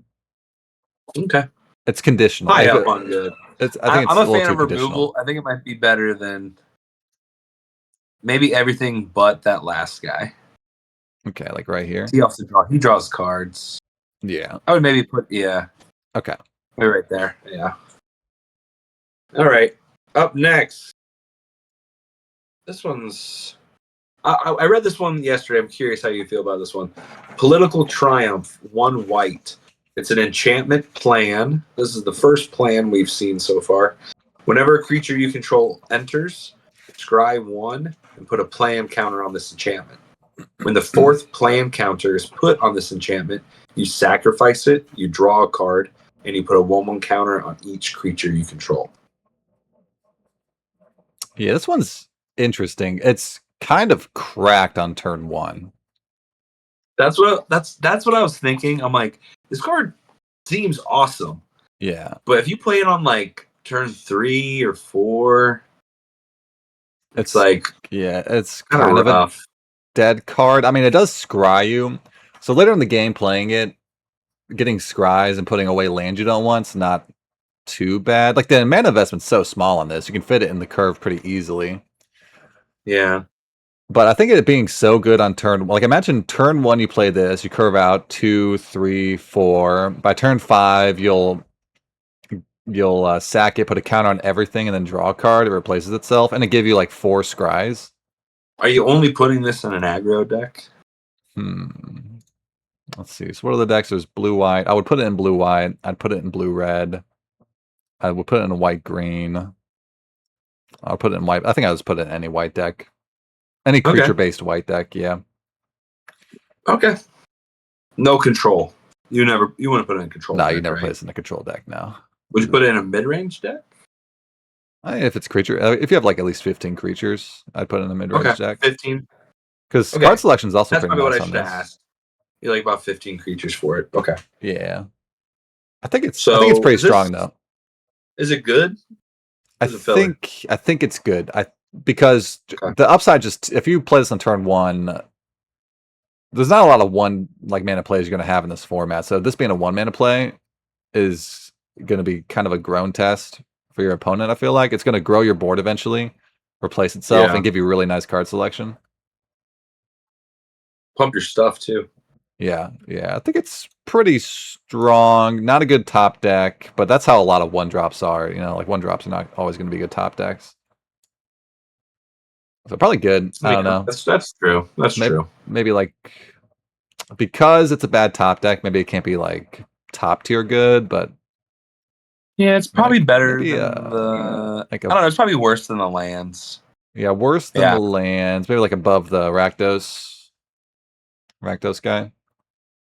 Oh wait! Something happened. Didn't we put Shield guy and the weird guy? Didn't we put those above the lands or no? No. Should they go above the lands? We could. Maybe they are above the lands. I'll do it. I'll make that decision. Let's put them above the lands, and then this will be below the lands. Okay, cool. Let's do that. Cool. All right, you're up next, bud. Up next, we have Captain Marvel, Spaceborne, 5 mana, 4 and a white for 4/4 legendary Kree soldier hero. It's got Flying and Vigilance, another Sarah Angel, and it has Cosmic Awareness. As long as an opponent has cast a spell this turn, you may cast spells as though they had flash. Fun card, another fun one. Easy to splash, Sarah Angel. Easy to splash, and also if you play this on 5, you untap with it. You can just draw go. You can play any card you want at instant speed, assuming your opponent. Well, unless your opponent tries to play mind games with you and casts nothing on their turn, so you can't cast anything on your turn on their turn. But yeah, but maybe you have some instant still or something. And they're gonna want to kill this too. So if they kill us in response, you can cast all your stuff. Yeah. I mean, yeah, pretty cool. It's just strictly better Sarah Angel, and Sarah Angel's a fine magic card. Do we put it above or below Thor? Oh, definitely below Thor, I think. Okay. Thor hits hard. I don't think this is top uncommon. It's like 5 mana. Do you think they go side by side? No, I think this is a notch worse than Thor. Okay. So in good. Probably like, so now, I think lower tier good. Maybe like above Beast. It's still like a 5 mana 4/4. It has like a niche ability. Ooh, fancy sandwich. So much lettuce on there. What even is that? It's a chicken salad? Chicken salad. Oh. Yeah. Classic. All right. So up next, we have Patriot Shield Wielder. So it's 2 mana, 1 and a white for a 2/2 legendary human hero. So many legendaries. It's got the ability to tap another target creature you control, gains +2/+0, and gains hexproof until end of turn. It's a steep activation cost. That is very steep. 2 mana is a lot. I'm playing too much Powered Cube. I'm like playing Mom. Yeah, I know, right? I'm like, spoiled. You're a terrible version of Mom.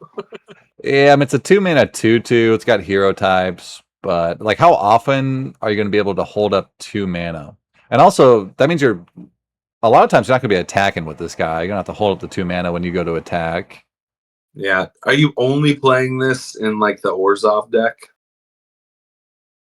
The Orzhov deck, I could see it being decent because you have the one attacker you want to protect. Yeah. You might play it in other decks, but I don't love it. I think the activation cost might be a little too high. 2 is a lot. It's going to put you off curve if you use it. I mean, it is kind of a nightmare for your opponent, though. They can't target anything until you tap out. At the end of the day, it's a 2 mana. It's 2 mana. It's a bear. It's a 2-drop. Yeah, 2 mana 2/2. It can't be too bad because it's a 2-drop, but I don't. It's just, I think it's filler. What do you think? Yeah. Put him filler. Yeah. High filler. Yeah, I'll put it above these guys. There's good stats, at least. Yeah, 2 mana 2/2. It's not super embarrassing, but all right, next one. We have White Widow, free agent. 3 colorless and white. Legendary creature, human hero villain. She's a 2/3. When White Widow enters, you choose 1. You can put a 1/1 counter on each of up to 2 target creatures, or you can return target artifact or enchantment card from your graveyard to the hand. Okay. 4 mana, So 2/3. it's really like a 3/4 that pumps something, or you're pumping 2 things. So it's 4/5 with the stats. We've seen versions of this, and they've always been okay. They've always been decent. Like, I think above, maybe like a hair above filler usually. Okay. Like 4 mana, 4/5 with the stats spread out, and you have the option to return something to your hand from the yard. I do wonder how often it's going to come up, though. They're like trinkety artifacts you can sack and get back. Like the blue artifact you sack and draw to get back, like getting that back to your hands really nice with this. How is she a hero villain? How does that make sense? So she's a free agent. Playing both sides, so she always comes out on top. She should be a rebel. She should be a rebel or something, or a mercenary then. Well, she's not going to have types then. It's not thematic. All right. Think of this. Think of the themes. Think of the flavor. I like her. I think it's. I want to say she's bottom tier good, right? Okay. Yeah, I think a little bit above because these are always pretty decent cards. I think I like it better than the Flying Vigi. Especially if you have some flyers that you played out before her. Oh yeah. Throw those counters on some flyers. Could build a Bant deck with Ant-Man, get a 1/1, something like that. Up next, we got Agent Maria Hill. So it's 1 white mana for a 2/1 legendary human spy hero. Whenever Agent Maria Hill becomes tapped to pay a teamwork cost, put a 1/1 counter on her and draw a card. Oh, buddy. If you do that one time, you're feeling great. Good stats, too. It's Savannah Lion. Right. And it's a 1 mana hero to go in the hero deck. Great on curve. Pretty strong card, I think. I mean, how many teamwork costs do you have to have before it's cracked? Like teamwork cards, probably like at least 4. Yeah. I wonder how hard that's going to be. There's not like a million teamwork cards in this set. There's not. But that's why her stats are pretty good, though. Yeah, 1 mana, 2 You're probably you can't really go probably only playing her in like a low to the ground aggro. Yeah, that's the question. Like, do you play her? But in any color, you're probably doing it in any color because there's teamwork in like every color. Do you play maybe other than black? Right. Do you play her just for curve out purposes without any teamwork cards? Like, if you're in the green-white hero deck. Aggro. If you're aggro. Okay, I think so. And if you're in the green-white hero deck, you probably just play her because she's a 1 mana hero to trigger the hero synergies. I mean, but the ceiling of this card is insane. If you draw But one card, if your deck's trying to like draw cards and kill stuff, and you don't want her in the deck. maybe not. But if you have like in those decks, you might have some teamwork spells. If you do, I think you play this card She if you usually have. trades up. She usually trades up. I think if you have at least 3 teamwork cards, I think you always play this card, no matter what. It being a 1-mana 3/2 that draws you a card is just way too good to pass up on. Like I really like her. I mean, because the base stats is so solid. Just a 1-mana 2/1 hero. I might just top. Maybe is it top uncommon? Is that crazy? Am I crazy? Tell me I'm crazy. You might be crazy. You might be too high on Might her. be crazy. Might be too high. Yeah, I think so. It depends how many teamwork cards in the set. I just think 2/1s for 1 mana have always been pretty good. I think she's good, but I don't think they've ever been like a top common. I mean, 1-mana cards that have the ability to draw a card, like think of like Threadman Inspector or the card from the last set. He's got to draw one card off of this, and it's really good.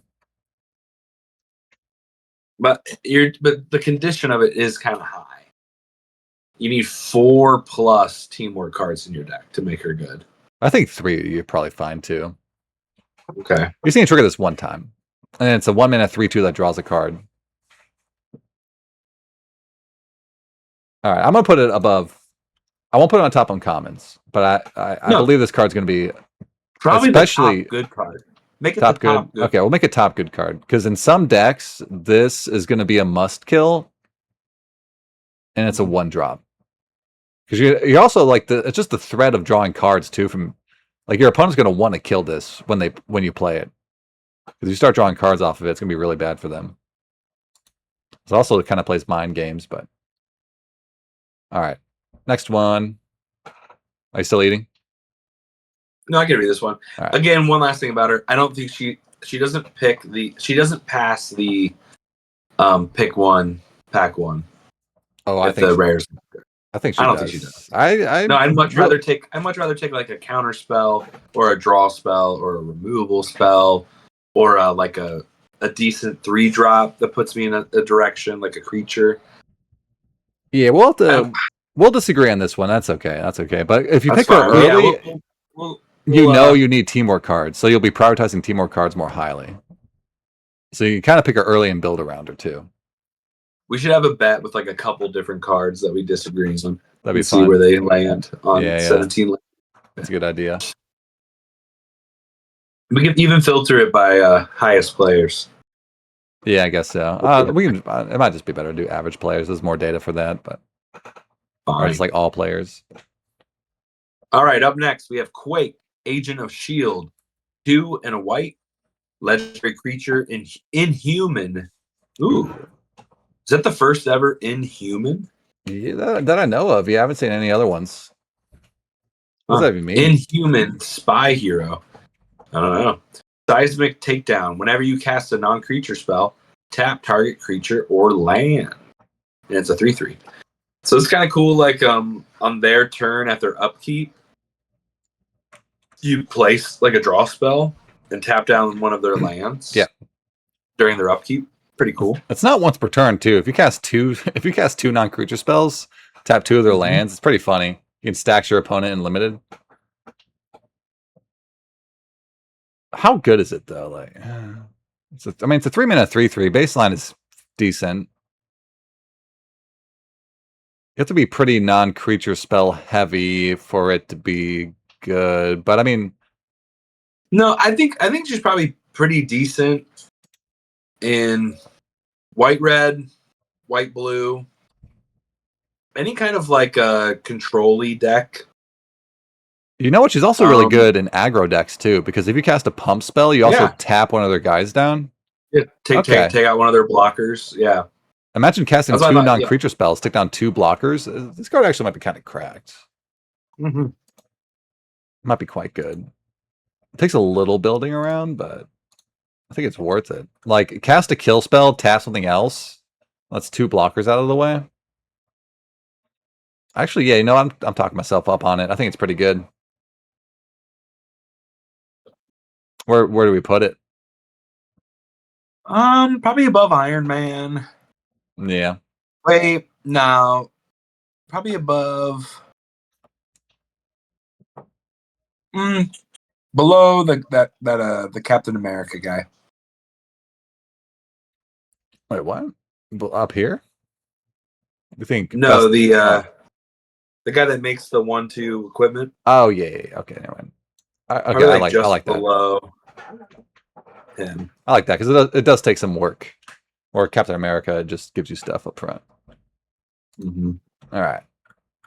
Up next, we have Colleen Wing, Street Samurai. 1 and a white for a 2/2 legendary human samurai hero. Whenever you cast a spell that targets a creature you control, put a 1/1 counter on Colleen Wing, scry 1. It's going to be great in the Boros deck that cares about targeting your creatures. That's a really good payoff. Would have been great in Strixhaven. Yeah, would have been good in Strixhaven. Because there was a card like this in Strixhaven, although it was definitely better at Menace and it moved the counters over when it died. But this is kind of doing an impression of that. Mm-hmm. Pretty strong. I think it's pretty strong. Scry 1's also quite nice tacked onto that. Get card selection. Especially for like the aggressive decks where you're not going to have a lot of card draw. Card selection's better than normal. You can put away all the lands you don't want to draw. Bend the lands or bend the. Yeah.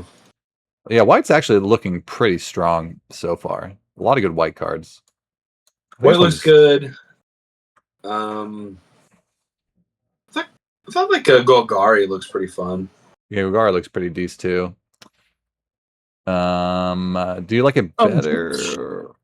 This is a really nice 2-drop. I don't know. It might be up here. I know. I might think maybe Like right here behind the 2/1. maybe better than Iron Man. Better than Iron Man. Do you like it better than the removal spell? I think I like it just below the removal. Okay. Yeah, that seems good to me. All right.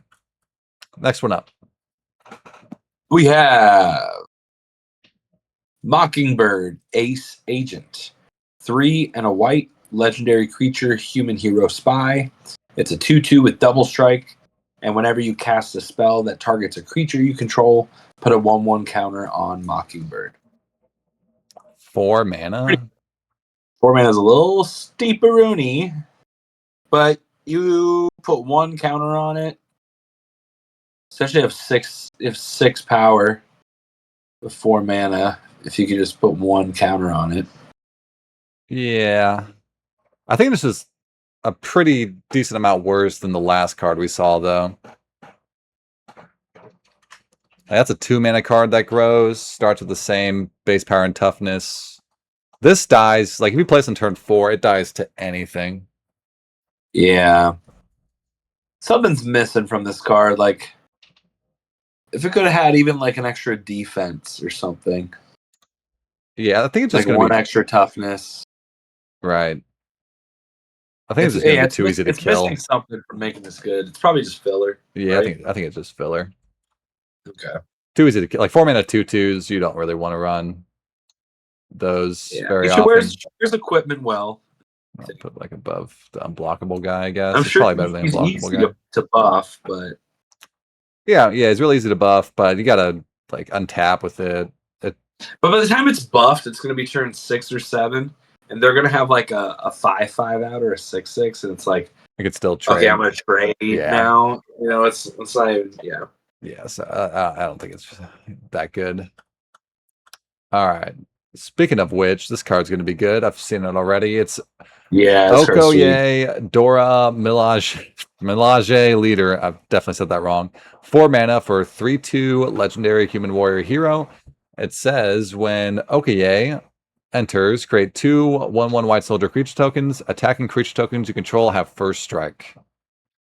And there's cool. some amount of token makers in this set too. Yeah. I mean, this is just an army in a can. 4 mana for how much is that? 5/4 power and toughness spread across 3 bodies. Spread throughout 3 bodies. Yeah, this card's sweet. I think it's like a this slam is definitely, dunk. Yeah, this is a top common. Yeah, I think might be top common in white. I think Possibly. so. I'm gonna stick it there for now. I'm that confident in it. I think it's gonna be really good. Wowzies. I think it's just gonna be a Let's really good go. card. Let's It go, reminds me of Toya. Mutagen or whatever, the freaking the Turtles card that was insane.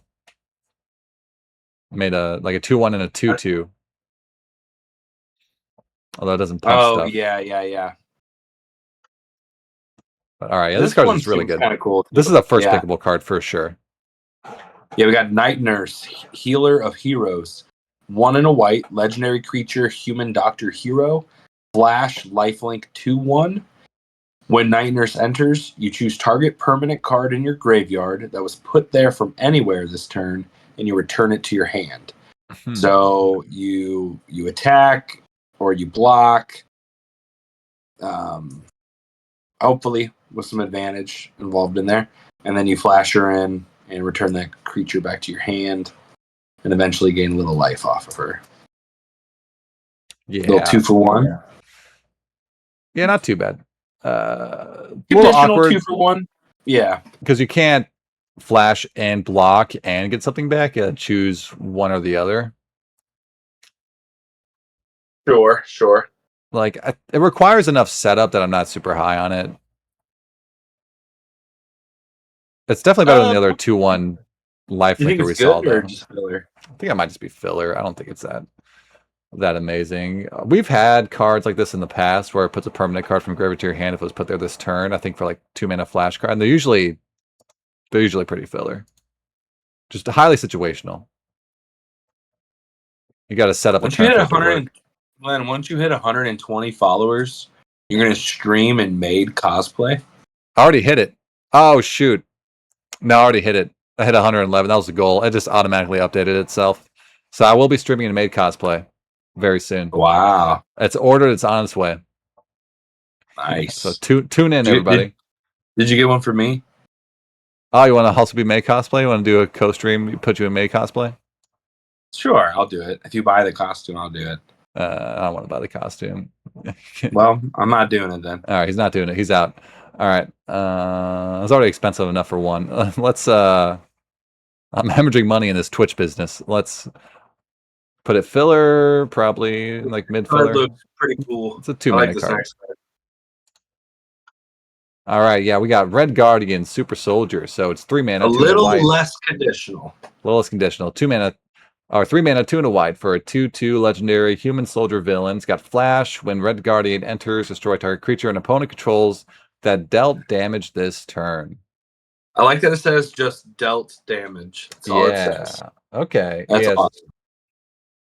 Because a lot of times these cards say destroy a creature that was dealt damage. This one's just, it has to deal damage. Yeah.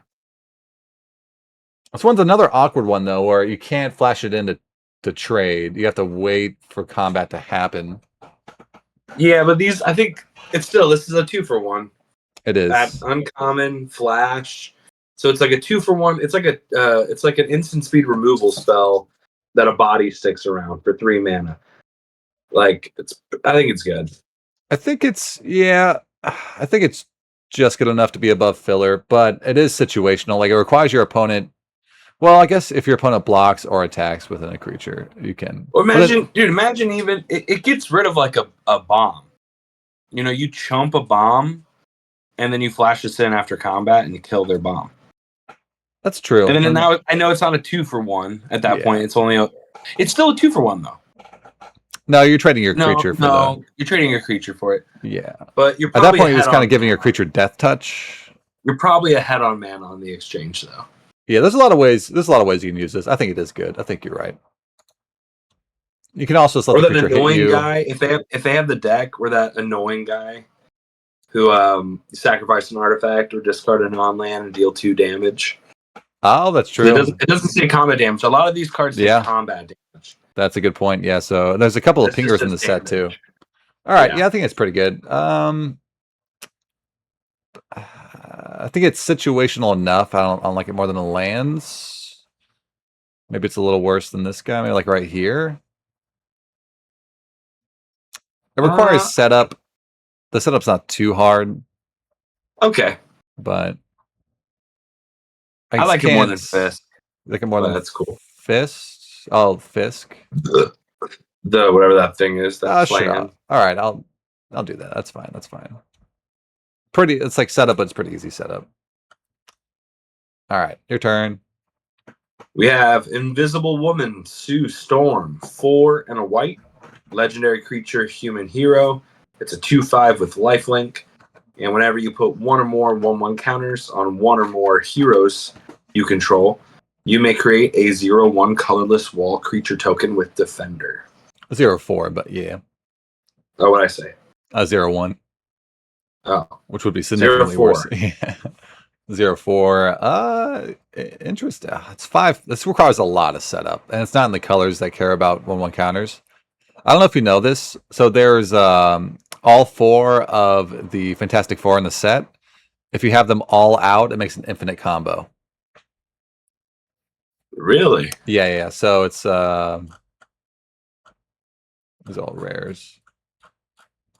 I mean, it's basically like one of them pings, one of them draws a card, one of them deals damage, or like one of them like makes a token, and they all care about each other. Like when you make a token, you draw a card. When you draw a card, you deal damage. When you deal damage, you make a token, and like it keeps looping infinitely until you just ping your opponent out.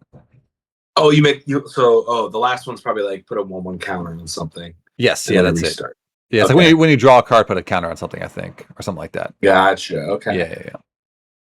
And then it just loops. It's pretty funny, but it's also 4 different colors Yeah, of creatures you probably need. And you need them all on board. semi-expensive. So Yeah. it's a meme more than anything, but it's still pretty cool it exists. Otherwise, though, this card on its own, I think is kind of bad. Requires Yeah. quite a bit of setup. I think it's niche playable because if you have It'll a deck that definitely be a enables it, Bant. I think there'll be a Bant counters deck. I think There's so. been a lot of white cards. White's just good because Bant's gonna be good. I'm starting white. I'm down. Yeah, pretty high I on like white. when you said that earlier. I was thinking about it, but now I'm really thinking about it because like I feel like white just kind of goes everywhere. Yeah, there's a lot of really push white cards. I feel like I think white. I mean, we haven't seen the other colors yet, but it's definitely contention for the strongest color. This though, I think is very niche playable. It requires a lot of building around. I don't necessarily think the individual cards are super powerful. It just seems really deep. Yeah, Maybe that's what. There's been a lot of like, like there's only one niche playable white card, like 3 filler white cards. The rest are good. Good plus. Top and commons. Okay. This next guy will be good in the Orzhov deck. The attack alone. Yeah, he's gonna be the one you want to be attacking alone. All right, it's kind of similar to that Orzhov guy we saw. So you're talking about Luke Cage, Power Man, 4 mana for a 2/5 legendary human hero. Whenever Luke Cage attacks alone, he gets +2/+0 and gets indestructible until end of turn. Okay, I see. Yeah, so he swings as a 4/5 indestructible. Swings as a 4/5 indestructible. I don't think you're gonna miss him. No. You know what I mean? But I think you will play him in that deck. But probably nothing else. I think only that deck. Yeah. Yeah. Because it's very clunky. 4 mana 2/5. I mean, I guess it's a decent blocker, but it's kind of unimpressive. Attacks of the 4/5 is pretty not bad. But yeah, this is just, I think, definition of filler. Yeah. Really only playing it in one archetype. Like over here or something.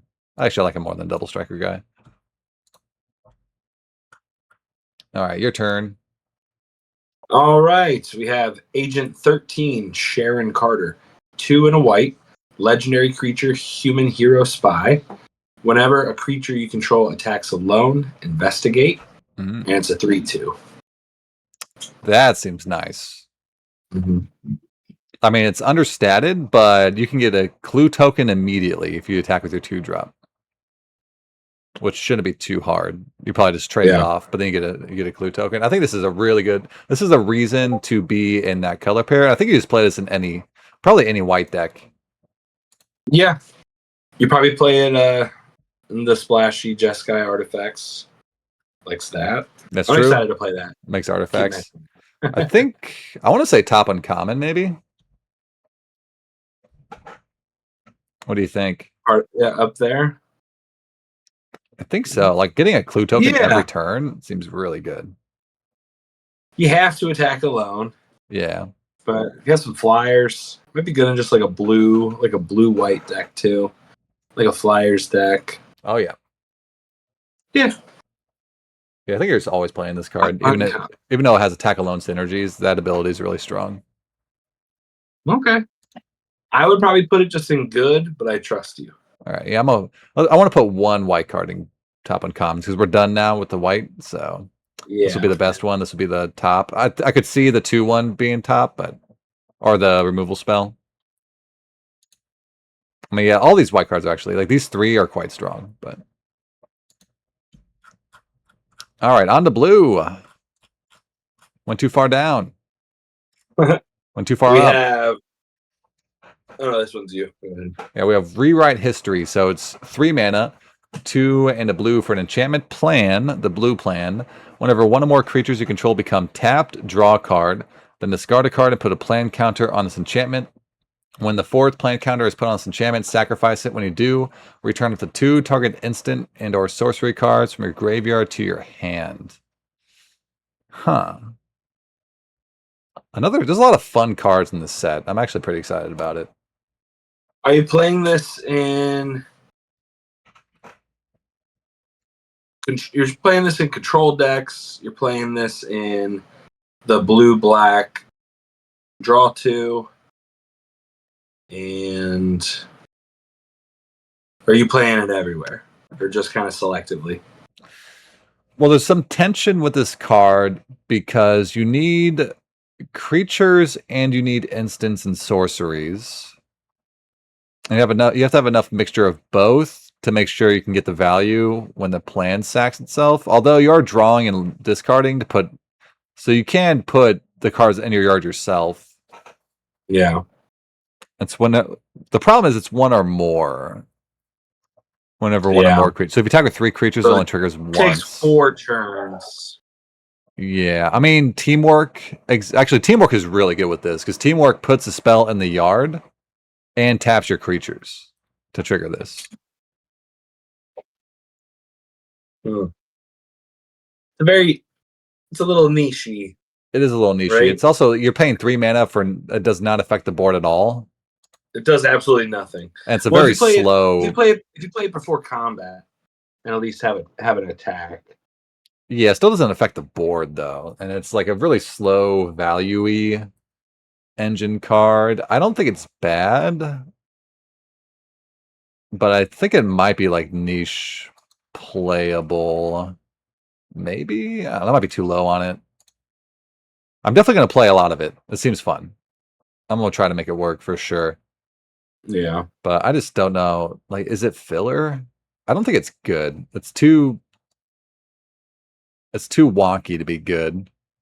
Yeah. I think it only goes in like 2 or 3 decks. Yeah. So like I think it's like top tier niche playable. I'm cool with that. Yeah, I think I'll do that. It is fun. It is very fun. It is really fun. This I next could card see it being excellent, but you gotta have the right deck for it. Oh, I like this next card classic. too. Hell yeah. All right, I think it's We your have turn. Thirst for Knowledge. 2 and a blue, instant. Draw 3 cards. Then discard 2 cards unless you discard an artifact card. Sweet card. Great card. Yeah, I It's a mean, good do you card play it selection. outside of artifacts? Yeah, I think you played in any blue deck. See, I don't know about any Don't blue you? deck. Like Any non-aggressive blue deck. Yeah, I would say any control deck you're probably playing it. But like in blue white where you want to curve mid-range. out. Mid-range you're playing it. You're just not playing it in like the Flyers deck or something.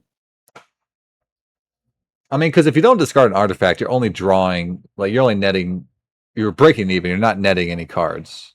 That's not a 2-for-1 if you don't discard an artifact. It's better than like a brainstorm. No, I mean it's better than like a like look at 3, take 2, or take 1, because then you can get rid of dead cards in your hand. You can. I always like this card. There are graveyard stuff in this set. I'm not You're playing super... it in like a Sultai deck. You're playing it in You're playing it in a lot. You're basically just not playing it in like the blue-white Flyers deck. Yeah. I don't know. I'm not sure if I play this card outside of like control shells or artifact shells. You're not doing this in a mid-range like blue. Not if I don't have artifacts to discard. Like a blue-green counters deck. You're not playing this. I don't think so. It's not on theme. Really? It doesn't affect the board for 3 mana. I would want to either get the card advantage from it or to be in like a draw go deck to play this card. I think it's really good in the artifact deck or like a draw go control deck. But I don't think outside of that I'm gonna want to play it. Stop being a stupid dog. Is Hazel acting up? Let me talk to her. I think it's good. I would put it in good. All right, I'll listen to you. You were right about more stuff than I was in the last set, so I'll put it bottom tier good. We'll compromise.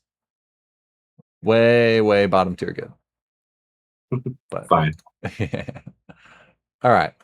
Up next, we have Falcon's Wing Harness. So it's 1 in a blue for an artifact equipment. When this equipment enters, attach it to target creature you control. The equipped creature gets +1/+1. It has flying and ward 1. And it's got equip for 3. 2 in a blue. Yeah, 2 in a blue. Yeah. Do I like? I don't know if I love this. I mean, if you're doing the artifact thing, if you're doing the flying thing, if you're doing any kind of like aggro-y blue, I think you're playing this. Right? Yeah. I mean, equip 3. You're just not playing aggro blue that often is all. I guess yeah. Equipments that give flying are generally pretty decent, and the equip cost isn't super high, and it's only 3. And then +1/+1 and ward 1's not a bad stat boost. I'm never very high in equipment because it requires creatures to be good. And a lot of times you'll be in spots where you'd rather the equipment just be a creature, but this can fly over for a lot of damage, and it makes all your creatures into a threat. And it auto equips. Okay, yeah. This might be good. I think it'll be good. Good, or I don't know. I kind of want to put it like top tier filler. I was about to say either low good, so I'd be okay with top tier filler. Top tier filler, yeah. I could be wildly off on this though. I always rate equipment more lowly or more lower than I probably should, but I just don't like situational cards. Any equipment that auto attaches, I give it like an extra couple percentage points. Maybe you're right. Maybe it is good. Maybe it's just bottom tier good.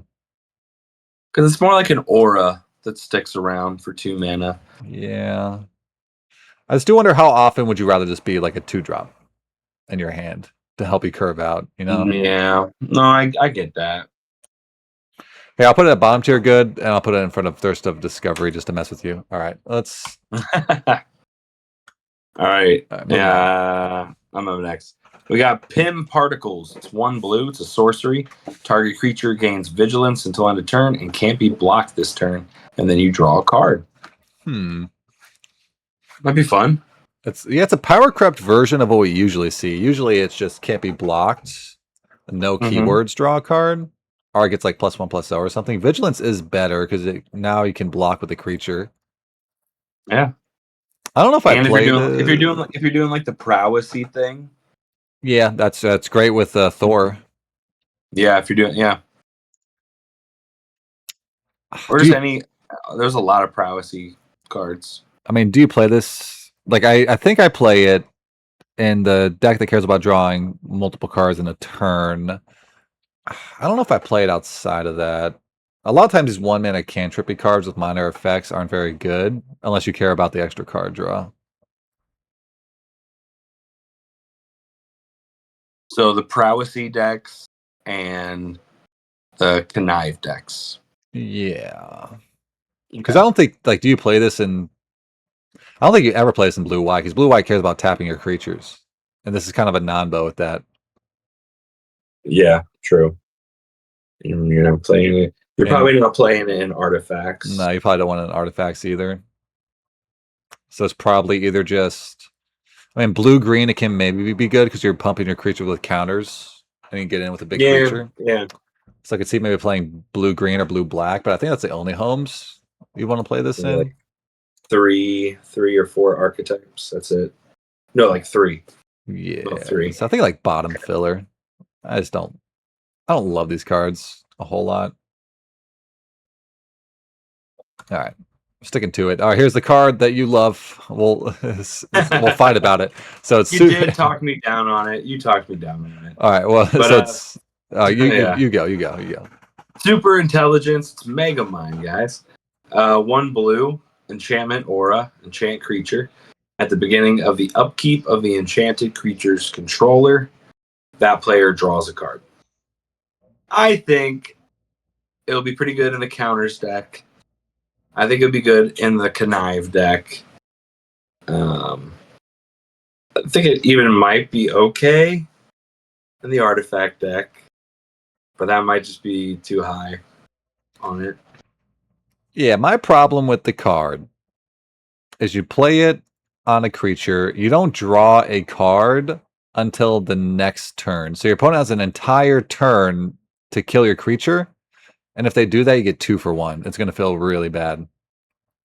And you Yeah, need to draw 2 cards with this for it to be worth it, because just drawing 1 only replaces itself. So you need your creature to survive 2 turn cycles for this to be a worthwhile investment. Yeah. Which I think is just going to be unlikely. There's a lot of good removal in the set. I could see playing it in blue-black because it cares about drawing extra cards, but outside of that, it doesn't buff the creature. It's not aggressive. It doesn't deal any damage. It doesn't affect the board. It doesn't put anything in play. It just very slowly draws you extra cards. But a lot of the time, you're going to play this on the creature, and your opponent's just going to kill your creature. Yeah. Yeah. All right. What if they were at 1 card and you put it on their creature? Oh, that's funny. Then they go upkeep, priority, kill their own creature. But they need 2 for 1 of them. I mean, if they're at 1 card, unless they are able to win in 1 turn, they're going to lose anyway. But I know. All right, put it in filler or niche. I think it's probably Put just it in niche. niche. I think Only it's goes in probably one just deck. niche. Yeah, I'm not so low on it. I'll put it and get this out your deck. Although it might maybe should go there, but it's just because even it's kind of just the worst curiosity, because curiosity can draw you a card right off the bat. You can set up a turn where your opponent's tapped out. You have a good attack, and then you can attack, draw a card. This one, you have to wait a whole. Your opponent gets a whole turn to deal with it. Maybe put it out your deck. Yeah. I think that's a responsible thing to do. That. I think it's a responsible thing to do. Right. I think it's going to be a trap. Now, this next card, you want as many copies in your deck. I feel like it's possible. Yes. Yeah, it's Justice, Vance Astrovic. So it's 3 mana, 2 and a blue for a 2/2 legendary mutant hero. It's got flying. When Justice enters, return up to 1 target non-land, non-token permanent to its owner's hand.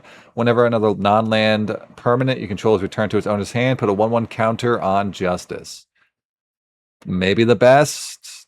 Yeah.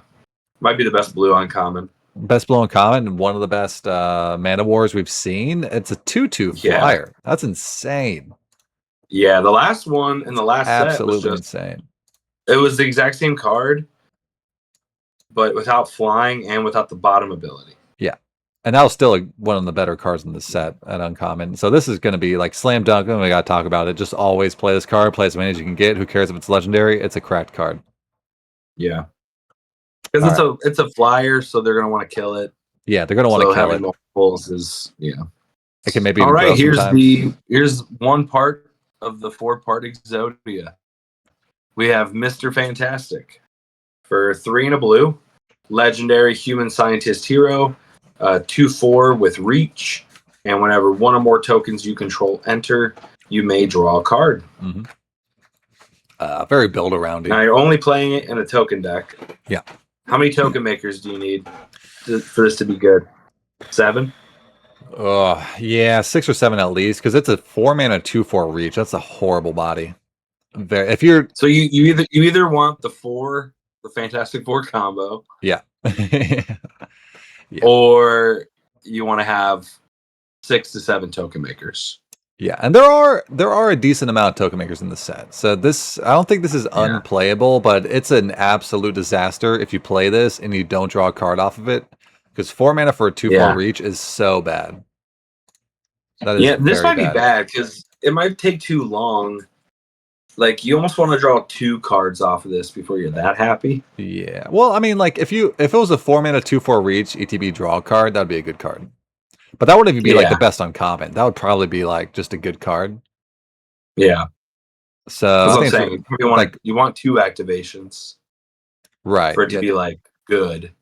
But I could see some spots for it. Good There's also card. the combo. I think it's just like bottom tier niche playable. I'll put it next to the We should, other one. we should rank Yeah. those 4. Do you Yeah. think he's above or below her? Put a Probably 1/1. below. Yeah. Because she's a Sarah's Angel, isn't she? Oh no, she's a No, 2/5. it's like a 2/5 lifelink. This might be above because it draws you cards. Making 0 for walls isn't that great. Yeah, I think it's probably above. They Stretching do go guys great better. together though. Honestly, True. if you just have those 2, Yeah. if you're playing blue white, those 2 go well together. That might be You enough don't of a need the reason. rest.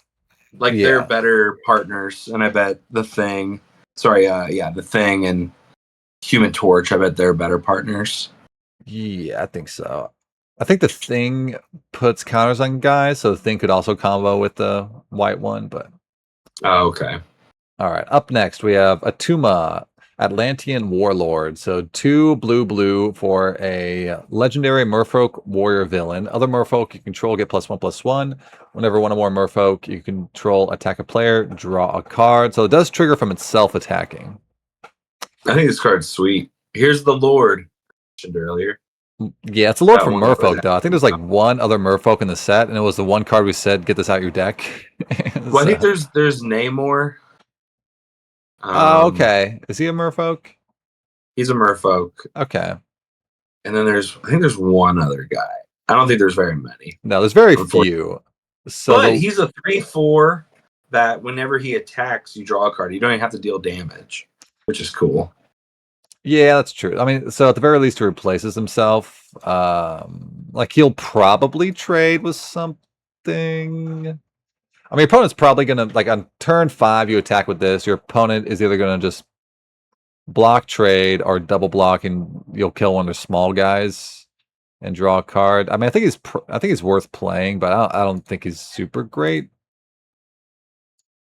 You want some ways to pump your creatures if you're playing them. Yeah, because sometimes If you he also just stays as a 3/4, you don't want him. yeah, you're not guaranteed to have an attack on turn 5 after you play this card. Like they might just have a 4/4 out, and then he's kind of just sitting there being all embarrassed and stuff.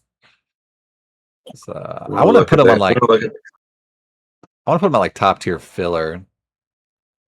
You know that's super unplayable. Get that out of your deck. Yeah, that's what I was Card we saying. had in blue. That was a Merfolk. Yeah, that's a Merfolk. Yeah, the card you don't want to play ever. They do combo well together though. That one grows when you attack with this. So It's true. it's actually not a bad card. Well, no, it's still a bad card. Don't play that card. I don't know. I'm thinking top tier filler. I don't think it's quite in the good category. Yeah, and Namor, I believe, is a rare. Yeah, so it's unlikely. Like I think the Merfolk. It's a card that I really like, but it's probably not good in this sealed format or draft format.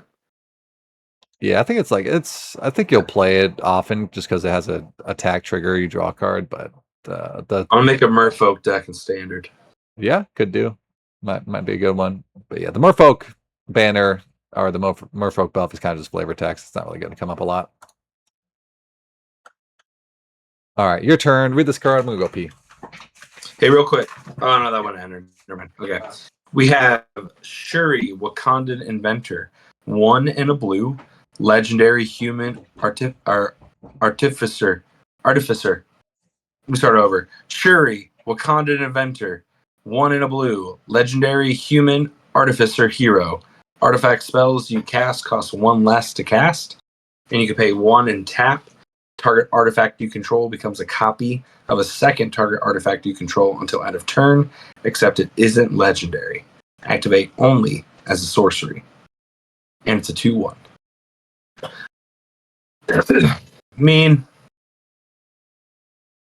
target artifact you control becomes a copy of a second one you control, except it isn't legendary. I mean, this card's fun. I don't know how good it is outside of the blue-red deck.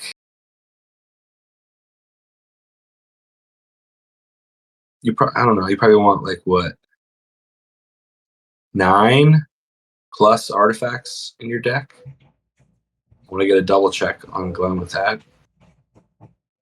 I like. What do you think? I think it's probably unplayable outside of the artifact deck, but in the artifact deck, it's going to be kind of correct. Yeah. How many artifacts do you want in your deck? Because what if you're playing like a blue-white deck, but you somehow had like 9 artifacts still, or ways to make like artifact tokens, or This is in that version. This would be like filler plus, I think. If you have like 9 artifacts.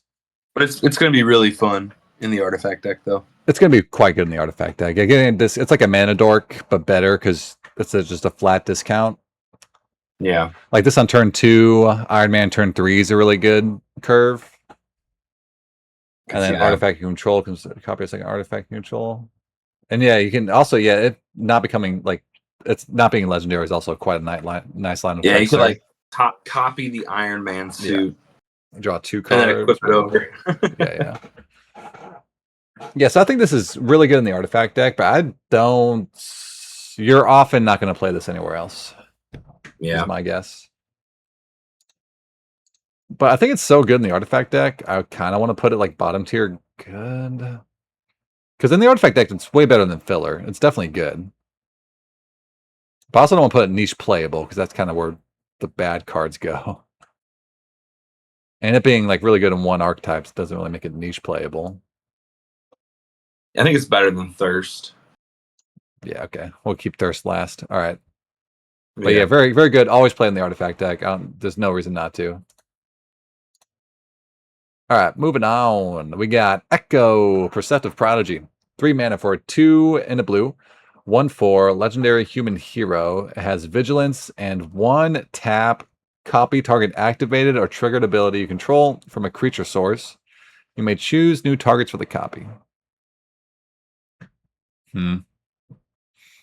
I will say I think in this set, there's more activated or triggered abilities than, no, maybe not. Because that includes ETBs. Never mind. Okay. But so this can copy ETBs. This can copy like when you make a 2/1 or whatever from something happening, make another 2/1. I don't know. But the stats are really bad in this. Yeah, I mean, it's a build around kind of card. It's, we've seen a couple of versions of things that do this. Like it was in Boros. I think the last time was definitely in Boros. And I think the time before was also in Boros. So it's kind of cool to see this on a blue card. I feel like it's usually with red white. Yeah. It seems more like a blue ability too. Right. There's spots where it can be strong. Yeah, I mean the stats aren't bad. I don't think. I mean 3 mana for a 1/4 isn't the best. 1/4 Vigi though. Yeah, but like you're not gonna peck in for 1 all that often. I don't know. I'm not a huge fan of it. It's pretty situational with the bad stat line. I think it's like definition of niche playable.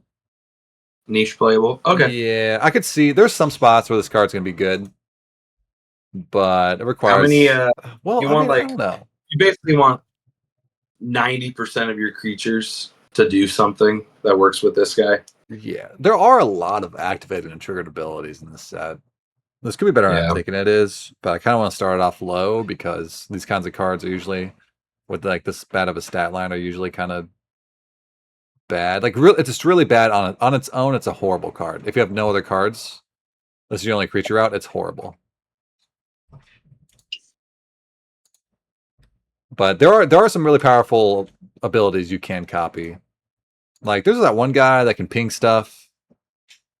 Like this guy dealing 2 damage and copying it. It's pretty nice. You can deal 4 damage. It's a fun card for sure. I'll put it like over here. Yeah, but I think it's just niche playable. And your typical draft deck, you probably don't want to play him. All right. Up next. We got Iron Lad, Diverging Destiny. So it's 3 mana, 2 in a blue for a 2/2 legendary artifact creature, human hero. It's got flying and vigilance. You may look at the top card of your library anytime, reveal the top card of your library. If it's an artifact, draw a card. Okay. Well, so it goes in the artifact deck, obviously. Yeah, another one that's only for the artifact It deck. maybe goes in the connive deck, and then maybe goes in the blue-white flyers. I mean, in the connive deck and the blue-white flyers deck, they're probably not going to have enough artifacts to justify this. Because you got like. So what you want? 9 artifacts in your deck? What? Let's see. I think you need at least 10. 10. Okay. Because you want to hit this ability at least a third of the time. Which I guess 9 would do because your deck starts off pretty much at 33 cards. By the time turn 3 rolls around, you're down to 30. Yeah, I mean 9 bare minimum. Well, but then again, you're going to have some artifacts in your hand. Okay, yeah. So yeah, you want at least a quarter of your deck to be artifacts because that's a 1 in 4 chance. Because some amount of artifacts will be in your hand when you draw. That's how math works, I think. Yeah. So you need at least 10 artifacts for this to draw your card a quarter of the time. I think you probably want like 15 for this to be a good card. But in the artifact deck, that's going to be pretty easy to do. So like mid-tier filler. Well, it's another case where I think it's quite strong in the artifact deck, but just almost unplayable anywhere else. It is a 3-mana 2/2 Vigi flyer. Isn't that great nowadays, but it's not embarrassing. I mean, being able to see the top card of your library is relevant information. I didn't think about that actually. That's a good point. So you know what you're going to draw. That's relevant for sure. That's true. Especially if you're like about to connive or something. Or I think he can go in the connive deck. He could. Yeah, he could. I think could connive, blue-white flyers, and artifacts. Yeah. But you're now playing it blue-green, and you're probably not splashing it unless you have a lot of artifacts. Yeah, I think it's filler in the decks you described, but in the artifact deck, I think it's like top uncommon. Okay. Because it's going to draw you a lot. Like if you have 15 artifacts, it'll draw you a card. What? Like every other turn. Yeah, almost half the time. Yeah. And it's got a relevant body with relevant keywords. I think I'm just going to put it next to the other artifact guy. Okay. Like bottom tier good, because it's going to be cracked in the artifact deck, but nowhere else really. All right. Up next. Right. We have Falcon Winged Wonder. 4 in a blue. Oh, there's an ad break. Should we pause? There's only 4 people watching. Just keep going. We have Falcon Winged Wonder. 4 in a blue. He meant 400, by the way, for clips on YouTube. Yeah, that's what I thought. That's what I said, right? 400. 400,000, I think. Yeah, at least. Falcon Winged Wonder. 4 in a blue. It's a legendary creature, human hero. It's a 3/4 with flying. Has the power Avian Telepathy. When Falcon enters, create Redwing, a legendary 1/1 blue bird scout creature token with flying, and whenever Redwing attacks, surveil 1. So for 5 mana, you get 4/5 in stats, spread between 2 bodies, and a little deck manipulation. And they both have flying too. Yeah, this card's. I like this card a lot. This card's really good. Yeah. There's not a lot of ETB in the set. And this is one of the few ETB cards that give you really good value up front. So I think this is quite strong. Stinks that you can't copy its ability with that one card. You can. You can't. No, it's a triggered ability. It triggers on ETB. No, but it creates legendary Red Wing. Oh. Yeah, you're right. Red Wing's legendary. My bad. You're right. Which does stink. Yeah, so you can't do that. Okay. But still, but works well with Mr. Fantastic. Hey. That's true. Yeah. And then you can copy the ETB you can copy Mr. Fantastic's ability and draw 2 cards. There you go. There we we made it work. We broke it. We broke it. We had a 3-card combo that draws you 2 cards. I think it's definitely top on common.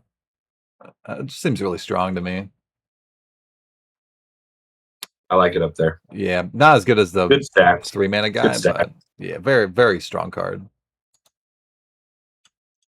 All right, up next we have Stature Size Shifter. So it's 1 single blue mana for a 1/1 legendary human hero. Stature can't be blocked if her power is 1 or less. Okay, so it's just 1/1 unblockable at first, and then power up X blue, put X 1/1 counters on Stature. This is a finisher though. You get like literally just in a control deck. You play this on turn 10, 11. Then on turn 12, you attack with her. Yeah. After blocks are declared, you pump her by 10. Not bad. And then they go shock. No, but yeah. I'm just saying, that's the thought behind. Right, that's a good point. Sure. Yeah, you can attack, wait for blocks to be declared, and then pump. Yeah. I mean, it's a 1-drop hero. Fits the curve okay. It is awkward if you pump it at all. It can be blocked because unblockable stuff. You want to put a bunch of things on them. I don't know.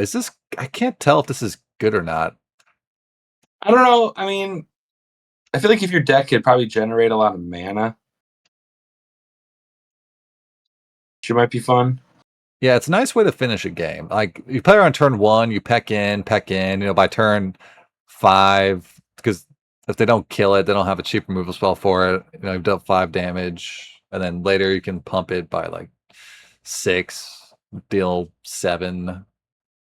So when it enters, the power-up cost is reduced by 1. So let me try to think. You can play her, on turn 4, if you just play her and use the power-up cost, what would she be? But you're not going to want to, though. No. So you want to activate it during attacks. Yeah. But, sometimes you might have, if they're beating you down. Yeah, just play her as a 4-drop. She would be 1, 2, 3. She would be a 4. 4/4. Because it lets you X equals 3, right? So she would be a 4/4, I think. She'd be a 3/3. She'd be a 4-mana 3/3. Wait, not very good. X. Yeah. X1 counters, because it would be just blue and X. You pay. Oh, but you already paid 1 mana, so you paid 1 mana for. Yeah, she'd be a 3/3. Wait, would she just be for 4 mana? Yeah, it should be a 3/3. Okay, yeah, it should be a 4-mana 3/3. All right, we figured it out. Which is not very good at all. No, I think she's kind of a little too finicky. Okay, filler, lower filler, mid filler. Yeah, I'll put lower filler. It is a 1-mana hero. Helps you curve out. It might be okay, but I don't think it's super strong. I'll put it above the double strike guy, I guess. All right. Up next, we got Wakan, the Rising Magician. 5 mana, 4 and a blue for a 4/4 legendary. Wiccan, by the way. Wiccan? That makes sense. Like the witches. That makes more sense. 5 mana for Wakan. Hey. 4/4 legendary mutant warlock hero. Oh, is this an X-Men? It's got flying, and whenever you cast a non-creature spell, exile another non-land, non-token permanent, return that card to the battlefield under its owner's control at the beginning of the next end step. Nice. Little displacer kitten. Yeah, it can't target itself, though, which is really unfortunate. Because you can't save itself from removal. And this is going to be what they want to kill anyway. What's nice about these creatures is you can use them to save your other creatures, but this is going to be probably the biggest creature you have, and they're going to want to kill this before anything else. It's good stats and good ability, though. Yeah, I mean, flying for 5. The stats that pass the vanilla test. Yeah, it like barely passes. Like it gets a C- on the vanilla test. 5-mana 4/4 flyers are what they used to be without any other keywords. Like Yeah. Sarah Angel's nice because it has vigilance. So, or you treat this like a, you might try to be just playing this as like a 7-drop almost with like a 2-mana spell backup to at least get 1 trigger off of it. Yeah, but then what do you? Wait, exile another target. Oh, so you can exile your opponent's stuff. Okay, that way that changes things a little bit. Okay, so you can like blank an attacker. I think it has its use cases, but it also seems kind of finicky, and I like it less than the other 5-mana 4/4 flyers we've seen. Yeah. There's probably better stuff to be doing with 5 mana, anyways. Yeah, this one just takes some building around. Probably, I think just filler. Like, I think where's the other 5-mana 4/4 flyer? Where do we put that? Oh, is it up here? Yeah, but they have vigilance too, didn't they? Yeah. Okay. I think. Well, yeah. I think this one's just like mid-tier filler. Okay. Last blue uncommon. All right, let's go. Kid Loki, 1 blue, legendary creature, god, hero, villain. Each creature you control that you've put 1 or more 1/1 counters on this turn has hexproof. Whenever you draw your second card each turn, put a 1/1 counter on Kid Loki. Huh. Kind of weird. Kind of like underwhelming, but like could start doing. I mean, it goes well with the connive deck. Are you playing it outside of the connive deck? I think definitely not. I think this only goes in the connive deck. Okay. And you can like do some tricks where if you draw an extra card, you can blink a removal spell, but that's mostly going to be on your turn because it's going to be hard to draw 2 cards on your opponent's turn. So if your opponent just waits till their turn to kill something. Well, also the 1/1 counter only goes on Kid Loki. So. Oh, that's even worse than I thought. Oh yeah, it only goes on Kid Loki. Okay. Yeah, so if you can put 1/1 counters on at instant speed, Yeah. then they turn into protection spells. But Oh, so it works. It works with power up pretty nicely because power up is instant speed. okay, yeah. So it's in the power like a teamer power up deck and the connive deck. And that's probably it. Yeah.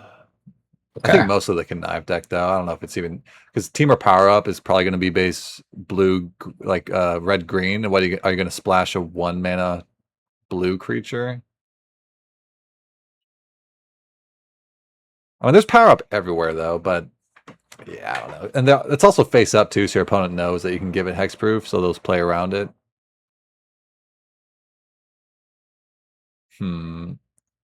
It's very interesting. I'll try a second card. Let's see. I don't think it's gonna scale with the game. Oh, well, then again, let's see. So it's 1-mana 1/1. If you make it to a 3/3, you're pretty happy about it. So you have to draw 2 cards twice.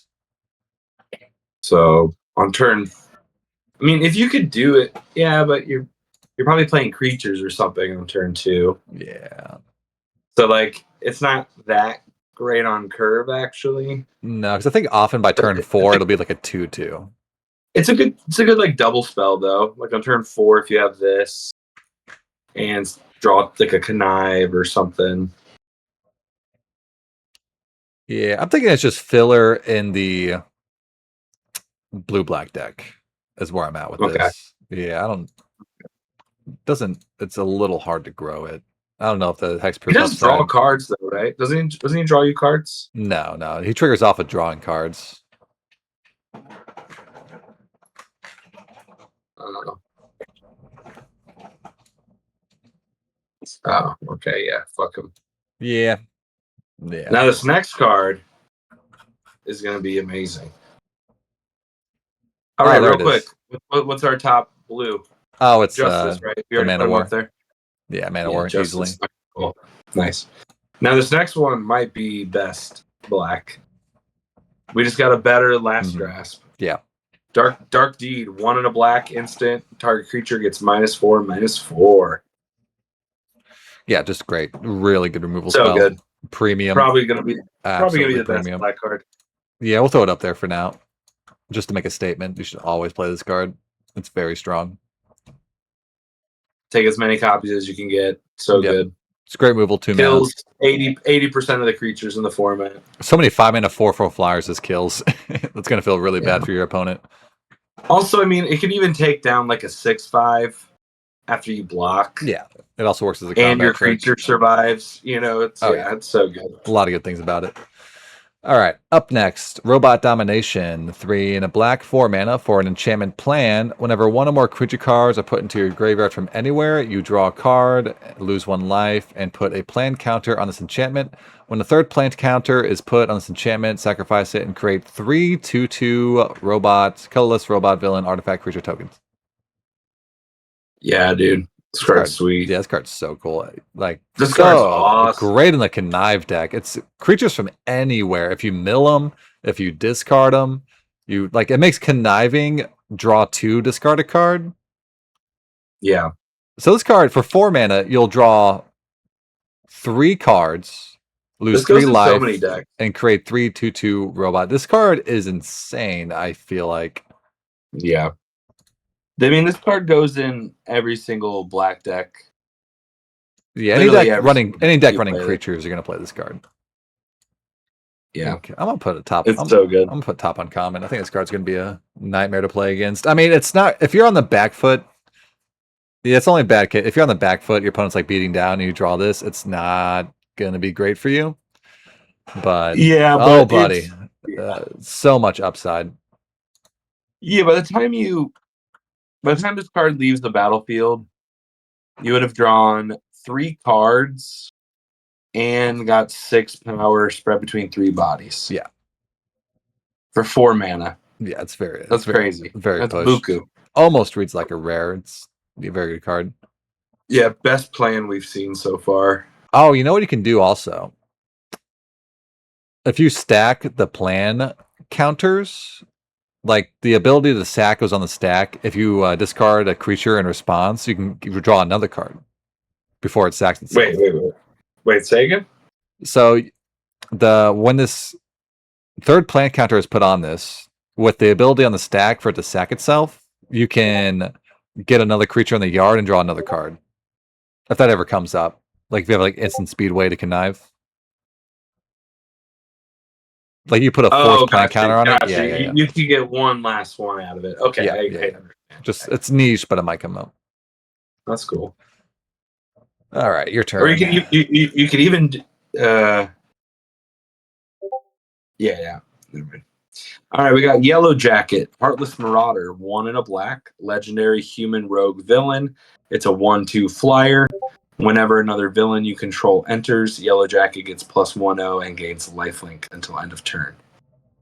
I mean, in the villain deck, pretty cool. I mean, like if you play a villain on turn 3, this is attacking as a 2/2 lifelink flyer. Yeah, I kind of like this card. Yeah. I mean, in the villain deck, you're going to have mostly villains. It's very few non-villain creatures. So anytime you play a creature, it becomes a 2/2 lifelinker, sometimes bigger if you play a second creature.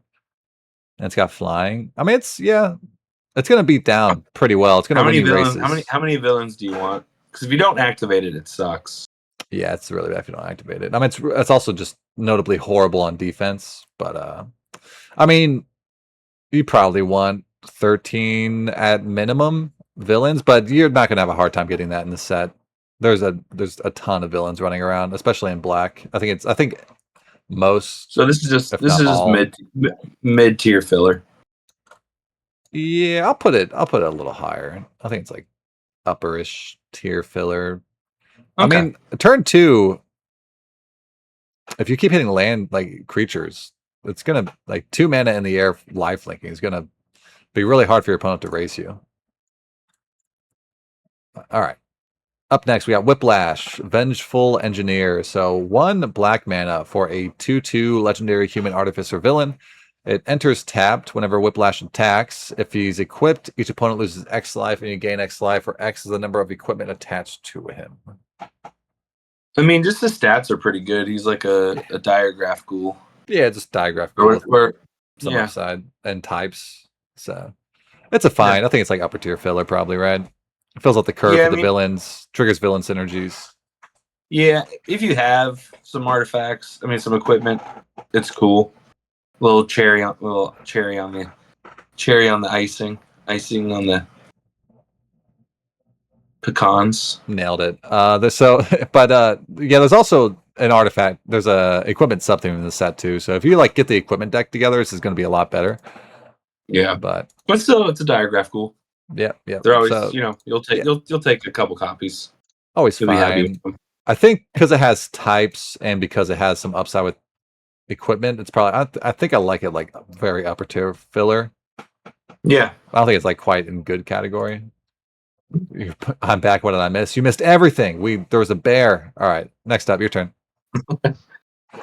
We have Swordsman, Sharp Scoundrel, 1 and a black. Legendary creature, human hero villain. It's a 2/2. Whenever another villain you control enters, attach up to 1 target equipment you control to target creature you control. And whenever an equipped creature you control attacks, it connives. Another card for the I mean, equipment deck. yeah, and it's a 2/2 for 2. How many equipment you want in your deck? Like 4, probably, to make this worth it. Okay. If you don't have equipment, you probably don't want to play this. It's just it's just a grizzly bear that has villain types, Yeah, which is not really that's what I'm gonna saying. cut it. So I think it's like niche So you playable. probably want 2 to 3 really good equipment, and then you force a 4th one in to make your equipment stuff good. Yeah. And there's a decent amount of equipment in the set. Like not a whole lot, but a decent amount. I think it's like I want to say niche playable, or maybe just bottom tier filler because it's 2-mana 2/2 villain. Yeah, Yeah, that might be fine. you'll play it begrudgingly if you need 2 drops.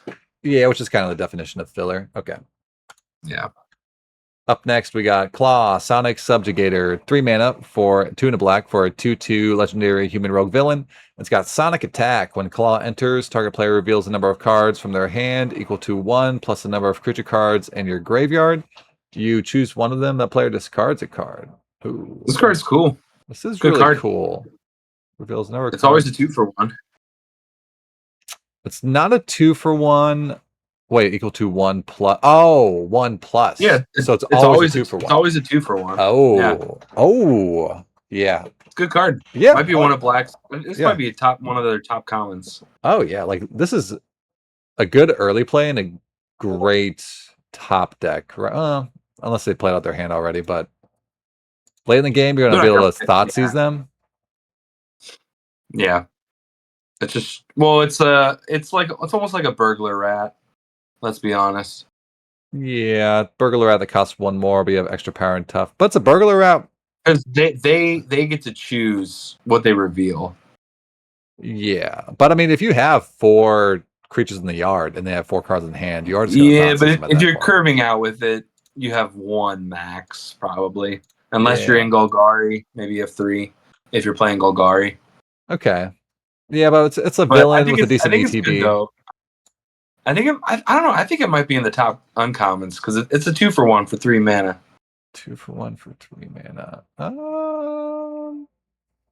think it is gonna be pretty good. I guess I want to put burglar rats in the top uncommons.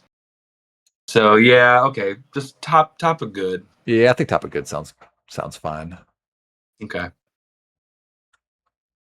All right. Up next, we have Madam Mask, 4 and a black, legendary human villain. It's a 3/2.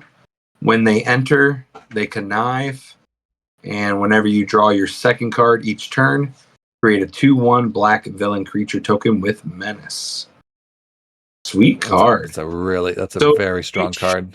Immediately, so for 5 mana, you get a 3/2 and a 2/1 with menace, and potentially do it continually.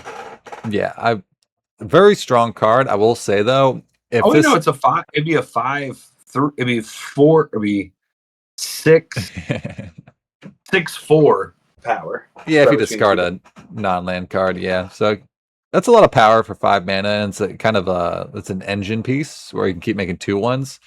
The one drawback about this card is that when it enters, Connive goes on the stack. If they kill it in response, you will not get the 2/1. Ooh, that's brutal. Yeah.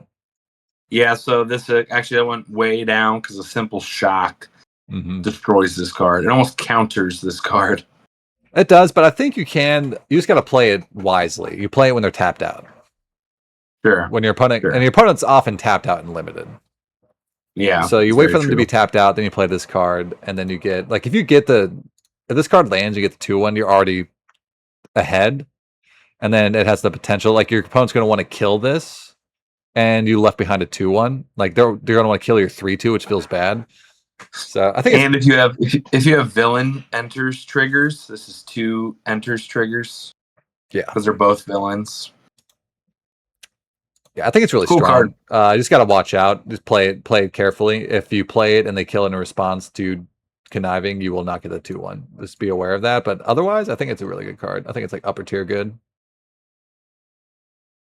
Be like worse than the removal spell in this guy, but better than Iron Man. Okay. All right. Up next, we have the Masters of Evil. It's 6 mana, 5 and a black for a 5/6 legendary human villain. Other villains you control get +2/+1. It has, for 2 mana, 1 and a black, you can discard this card, reveal your library for a planned card, put it in your hand, and shuffle. So it tutors for a plan. Masters of Evil. You have made many enemies, Avengers, and your enemies have made many friends. Barons, hashtag Baron's ammo. So this is a really good top end for the villains deck. That's a huge buff. +2/+1 to all your other creatures. It's a giant buff. Turns all your little dorky 2/1s villains into 4/2s. Yeah, 4/2s with menace a lot of the time. And if this is really sweet with the plan deck too. You can discard it, find the best uncommon in black. So that's pretty good. Literally. I like this card quite a bit. It's great top end. Yeah. Great early to find your plan. Is this up in the top commons, you think? Or is this just good? I think it's like upper tier. It's 6 mana. Oh man, but when you play this, it's gonna turn the game around. Unless they just kill it. Hard to kill though, it's very big. It is big. Top commons? Or just good? Maybe I'm gonna say upper just tier good because it doesn't have like an ETB. Yeah, I think I like the burglar rat more. Maybe it's 6 mana, so I don't think it can be a top uncommon at 6 mana, but I don't know. Actually, he is like a little crater hoofy. Almost. He is. There's gonna be a lot of games where you play this and you just win on the spot. Yeah. It gives you a mini overrun and you're left with a 5/6 body. Maybe it is top uncommon. I was about to say it doesn't impact the board when it enters. But it does. Top uncommon, but it does. It does a lot. I feel like it should be in top uncommons. Because it impacts the board. Well, that's the first double. It's the first time we have 2 of the same color in top uncommons. What a world. All right. I think it's good. I guess we were too low. I still think that premium, I think we could have put a couple cards in the top uncommons from white, but it's okay. I think it'd be the 2/1 if anything, maybe. I think the removal spell. Yeah. Yeah, the removal spell could be a top uncommon. Because there's not that many white uncommon removal spells. So it's not going to be on the wheel for you, bud. Fine. That thing will probably be gone by pick 4 or 5. You talked me into it. You're right. That is like the only uncommon white removal spell that I can see, except for the creature. All right, fine. Yeah. I'll put it on top uncommon. You're going to want them. And then Thirst for Knowledge. No, I'm just joking. Nah. Up next, we have Crossbones, Malicious Mercenary. 3 and a black, legendary human mercenary villain. 3/3 with Death Touch. Whenever another villain you control enters, put a 1/1 counter on Crossbones. He deals 2 damage to each opponent. This ability triggers only once each turn. Huh, okay. 4-mana 3/3 Death Touchers are usually bad. They're like D level cards. But he's basically a 4/4. Yeah, I mean, he dies to a lightning strike the turn you play it. Very true. You'll be very But happy lightning striking him. yeah, but the upside is there. That's a like doming for 2 every time you play a villain and growing it. I do like it, but it's got the drawback of early on being a very low power creature that's easy to kill. Works well with any villains you have that have flash. That's true. That's true. There are a few of those. I think the big question is it upper tier filler or is it bottom tier good is where I'm It's at. probably filler. Upper tier Too easy filler. to kill. It doesn't Yeah. really impact the board, I can buy that. really.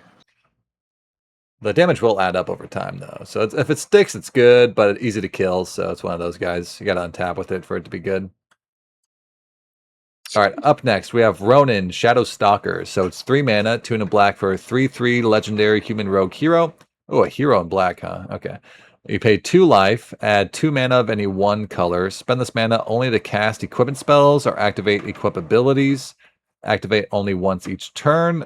Sacrifice an equipment attached to Ronin. Target creature gets -4/-4 until end of turn. Activate only as a sorcery. It's a lot of words. That's a lot of words, and it's a hero and a color that you want it to be a villain, which is a pretty big drawback for this card.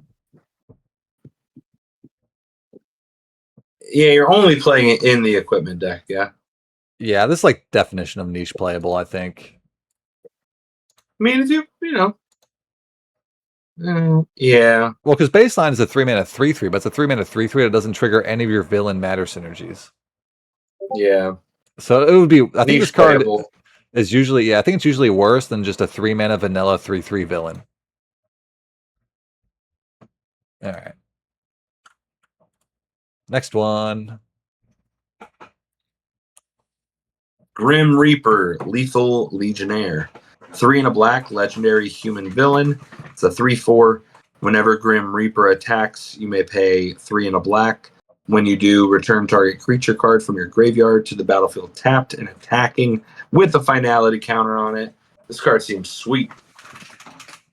Huh. Seems very fun. Even if you just get one trigger off of it, you're probably happy. Yeah, if this was a 4/4, I'd be all in. This being a 3/4 is going to be tough to have a decent attack. And if you tack into this and trade, because you're not guaranteed to have a good attacker from the yard. It comes in tapped and attacking, so they might be able to just eat the attacking creature and then eat this guy, and then you don't really get much out of it. Well, if they could do that, you're probably just not attacking. Yeah, but then you paid 4 mana for a 3/4, just like sitting there. Yeah, it's probably good on the draw. Okay, how about Yeah, this? You're playing it in Golgari, right? right. I could Because see you're gonna that. have a Yeah. lot of a lot of options. So are you playing it in anything but Golgari? I could see it being played in Orzhov because they buff when you attack alone. So this Okay. attacks alone, it'll get Oh, you buffed. get the triggers Yeah. from all the attack alone stuff, and then you get the guy. Yep. Okay, that's cool. That's So cool. So there's 2 decks I could see it in. I don't think you play this in the villain deck. It just like a 3 mana 3/4 that needs to attack, and you got to pay 4 mana, and you got to have a good target in the yard that can survive attacking. Yeah, it was cheaper to reanimate. If it put the card on the battlefield and did not have it tapped and attacking, it would actually, ironically, be better because there's a lot of spots where it just dies. Would you play this in like the equipment deck where you're like kind of buffing this guy up so he's harder to kill? I mean, maybe, but then you're paying 4 mana for this. You're paying the equip cost to get it equipped, and then you're paying 4 mana to reanimate something. So that's a lot of mana you got to sink to make this ability work. Yeah. All right. Mid-tier filler, lower filler, niche. I think I'm just gonna say lower filler. I think this card's gonna. I think it reads a lot better than it's gonna play out. Okay. But it's a fun card, so I'll put it lower tier filler. Oh, yeah, put it behind that guy. All right. There will be spots where this does insane stuff, but it's going to be hard to set up. All right, up next we have... I might peace out after black again. Yeah, sounds good. We'll be going at it for a while. All right, up next we have Arnim Zola Biofanatic. It's 3 mana, 2 in a black for a 2/3 scientist villain. It's also a legendary artifact creature. You can pay 3, tap, create a 2/1 black villain creature token with menace. Activate only if there are 2 or more creature cards in your graveyard. That seems sweet. Yeah, that seems pretty good. Just like a creature factory. Yeah. I mean, you're paying 3 for a 2/1, but it's a free 2/1. So you're probably just going to keep activating this as long as you can. Yeah. I mean, it's a problem. Yeah. Like, if you have this out, plus, like, if you're playing it in the villain deck, you're playing it in Golgari. You're probably playing it in Rakdos. Are you playing it in Orzhov? Probably not. I think Orzhov's the one spot you're not going to play this because you care about just playing cards that can attack. You're not really. I don't think you're trying to go wide. Yeah, but it goes in three of Black's 4 archetypes probably. Yeah, at least definitely 2. Definitely in villains and Golgari. Yeah, I think it's pretty good. Seems like a good card to me. Yeah, probably like mid good. Yeah, mid good, maybe low good. About mid good, and it's instant speed too. They can make the 2/1s, so it's gonna make attacking a little awkward for your opponent. Oh no, they're tapped. It's a tap 2. Oh, it's tapped. Oh, I didn't read that. All right, lower good. that was a big reason. Mr. Fantastic. Yeah, that's true. Yeah, you get to draw a card. Oh, but I think he's higher than probably the wings. All right, at least the wings. Yeah. I mean, he's kind of situational. He's also a 3 mana 2/3. But I mean, getting 2 cards in the yard's not super duper hard.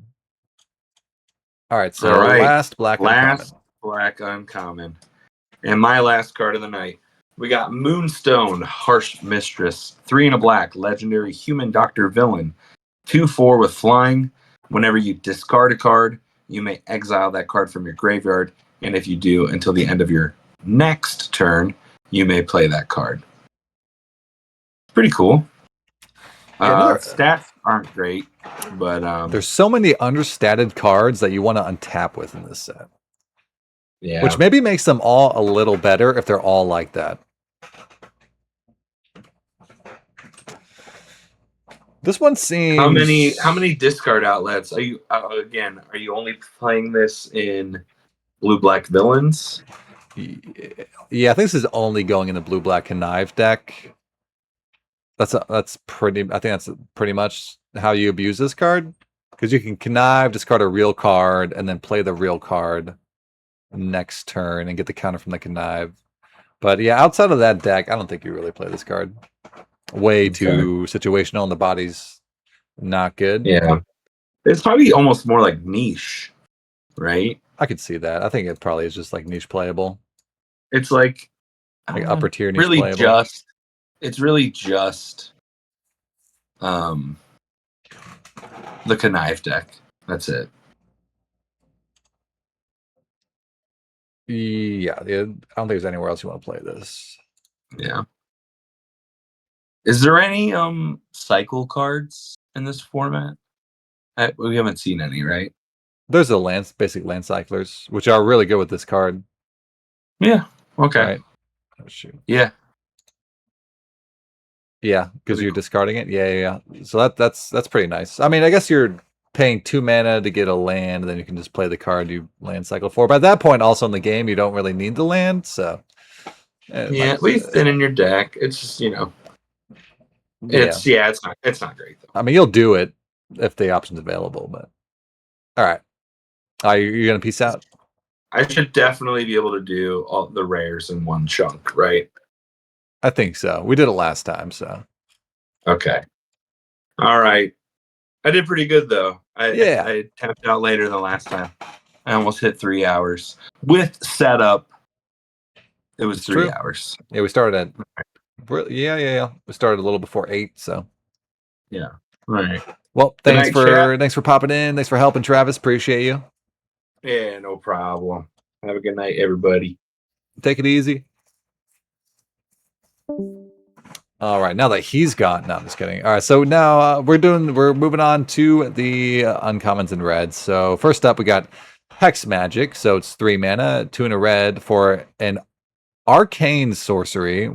Kind of, when's the last time an arcane card's been printed? I don't know, but it has the ability to exile all cards from your hand, and then draw that many cards until the end of your next turn. You may play cards exiled this way.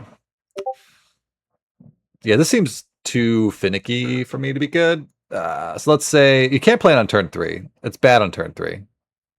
I mean, yeah, because you're going to lose most of the hand that you had. Turn 3, you're going to have like 5 cards in hand, exile them all, draw 5 new cards, and then play. Well, you're probably going to play, what, 2 of the 5 cards in hand and discard 3 others. So you're up like 2 cards. This card's weird. I think it's got too much setup. It requires you to have cards in hand. It requires you to have the mana to play the card you exile to get value off of it. I want to say it's bad. I want to say it's bad. And draw many cards. I mean, late in the game, it might be okay. Like, let's say you have 4 cards in hand and 6 mana. You can play this, exile those cards, draw 4 new cards, play 1 or 2 cards from your original hand, and the next turn play the rest. I don't know. Seems, I'm going to assume this card is too wonky, but I can maybe see it works. I'm going to put in niche playable, like way down here.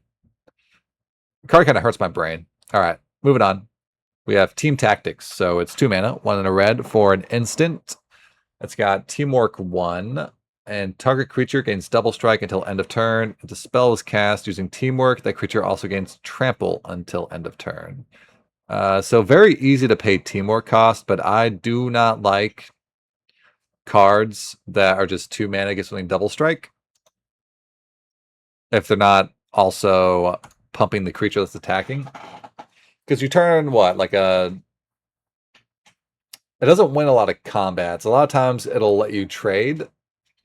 Like if you have a 3/3 and you're attacking into a 3/4, if you use this, they'll just trade. Whereas if you just give it +1/+1, it would win the combat. So this is really just used to push damage, and cards that just push damage are not good and limited. So I think you just probably don't play this card. I could see maybe a world where you play it with like Thor, because that'll become a 6/6 and it'll have double strike. But I'm tempted to get this out your deck. I'll put a bottom tier niche playable. I mean, there might be some spots where you're super aggressive. I don't know where this anymore. Oh, you have Thor. Really good with Thor. The Sarah Angel with prowess. Otherwise, though, you usually should not play this card. It's kind of bad. All right. Next up, we have Death to Our Enemies. So it's 2 in a red, 3 mana for an enchantment plan. It says whenever you cast a non-creature spell, create a tapped treasure token and put a plan counter on this enchantment. When the 4th plan counter is put on this enchantment, sacrifice it. When you do, it deals 7 damage divided as you choose among 1 or 2 targets. All right, this card seems really fun. And I think it's actually, in the right deck, it's going to be very strong. A really fun build-around card. So you got to play it in a deck with a lot of non-creature spells. Like, you probably need at least 10, probably more. I think I would like 13 non-creature spells for this to really be good. But then it ramps you, and dealing 7 among 1 or 2 targets is real. Like, you're going to 2-for-1 your opponent or just deal 7 to face and finish them off. I think this is a strong card, but it requires a lot of building around. So I'm going to put this. And also, yeah, making a treasure every time you play a non-creature spell is really nice. So I'm going to put this in the good category, but like lower tier good because it requires building around. All right, up next. Actually, give me 1 second. I'm gonna put some food in the oven. I'm hungry.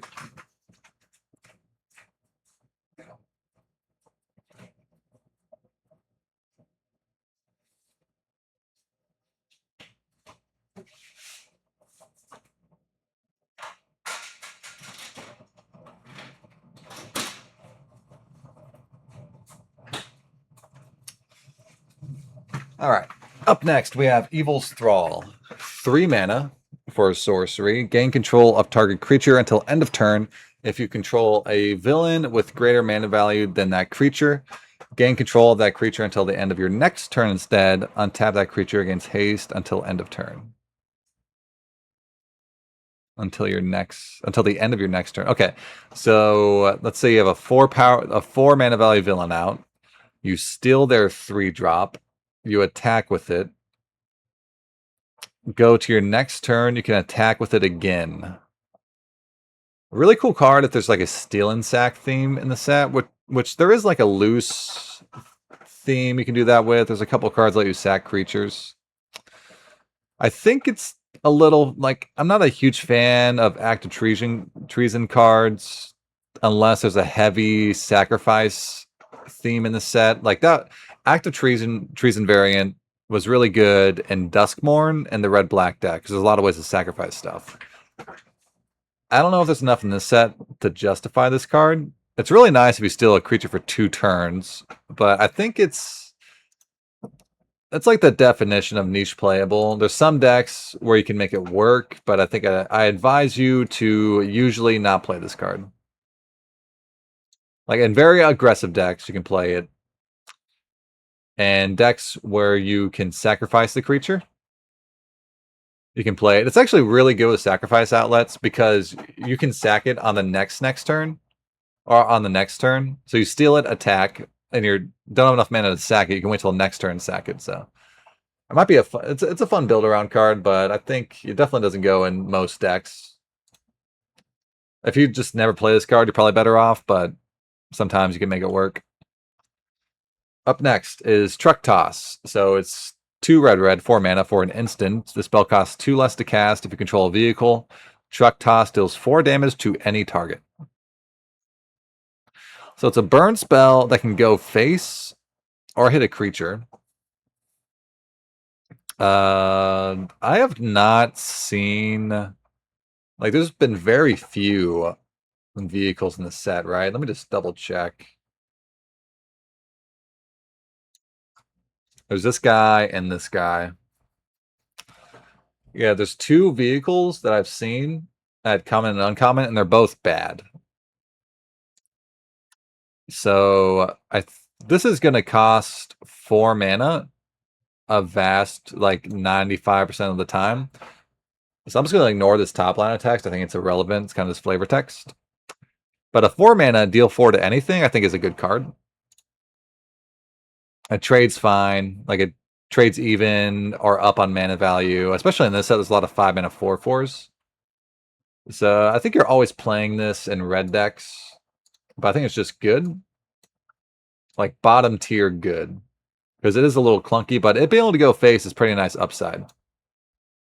Like there's Lightning Strike. Yeah, be wary. There's Lightning Strike in the set and also this card that can go face. So there's 2 red cards that can deal a chunk of damage directly to you. So I think the magic number is going to be like 5 life to stay out of range if you're playing against a red deck. But we'll move on. So up next, we have Photon Blast Barrage. So it's X red for sorcery. When you cast a spell, copy it X times. You may choose new targets for the copy. Photon Barrage deals 1 damage to target creature. So this does not go face, unfortunately. So if you pay 4 mana, it deals 1 damage twice. 5 mana, it deals 3 damage 3 times. Oh, wait, no. It does 1 damage 3 times. Okay. I think this card is bad. Do one... Like, for 4 mana, you can kill a 2-drop or a 2-power guy. Like, 5 mana, you can kill a 2 power guy and a 1 power guy. So you have to be at like, what, 7 mana for this card to be good? At 7 mana, you're dealing 5 damage across whatever bodies you want to deal damage to. So you can kill like an X3 and an X2. Yeah, I don't love it. I don't like this card very much. It's kind of overcosted for what you're getting. It'll be really good against a token heavy deck where you can just snipe a bunch of tokens, but I don't think it's get this out of your deck bad. I think it's like bottom tier filler. Hey, cheers, King Trashmouth. I'll cheers my vape. I'm gonna say very bottom tier filler. I don't even know if it's worth playing, but it does kill stuff.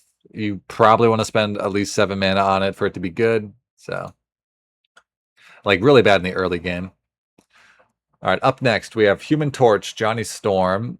So it's 3 mana, 2 and a red for a 2/2 legendary human hero. It's got flying. Whenever you draw a card, if you control another hero, Human Torch deals 1 damage to target opponent. Okay. And it's got power up for 6 and a red, 7 mana. Put 3 1/1 counters on Human Torch. Okay, so it can be a 3 mana 2/2 flyer. It can be a 7 mana 5/5 flyer. And it has the ability when you draw a card, ping somebody. You have to have a hero out, but it's gonna be pretty easy in this set. There's a lot of heroes. Although he is in red, and red I think has probably an even split of heroes and villains.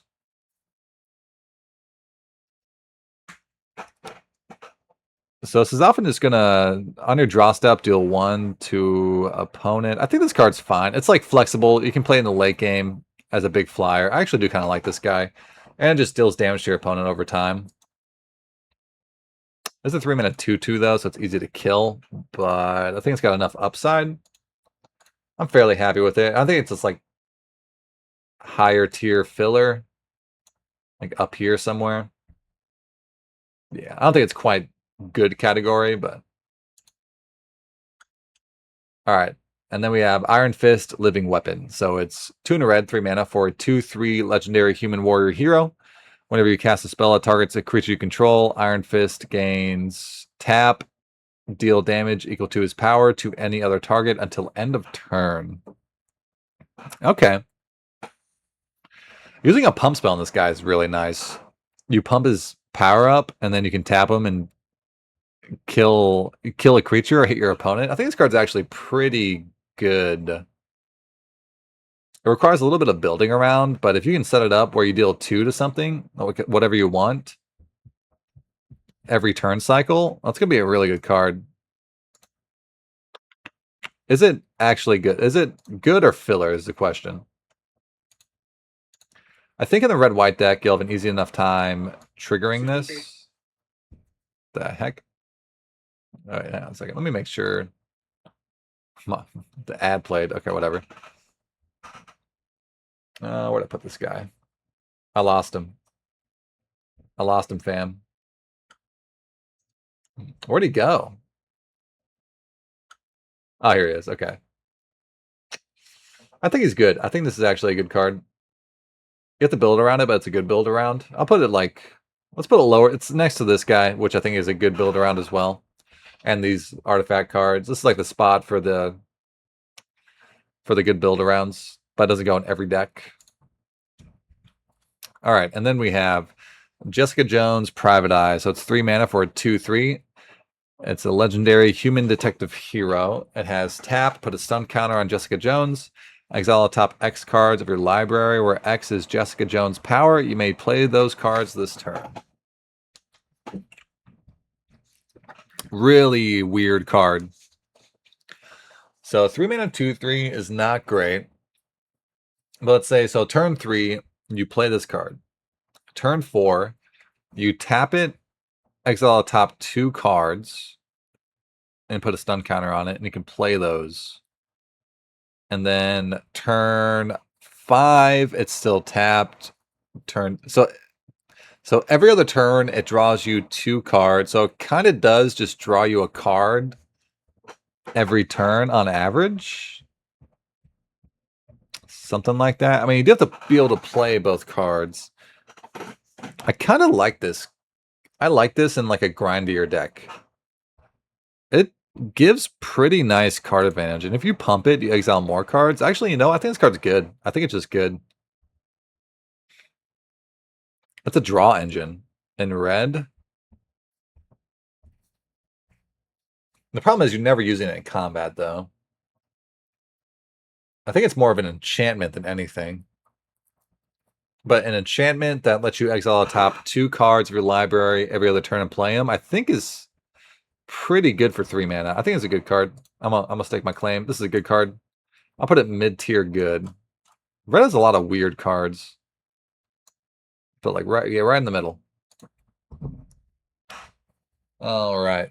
So up next we have Red Hulk. So it's 6 mana, 4 red for a 6/7 legendary Gamma Berserker villain. It's got reach and trample. Whenever Red Hulk is dealt damage, put a 1/1 counter on him. When you do, he deals damage equal to the number of 1/1 counters on him to any other target.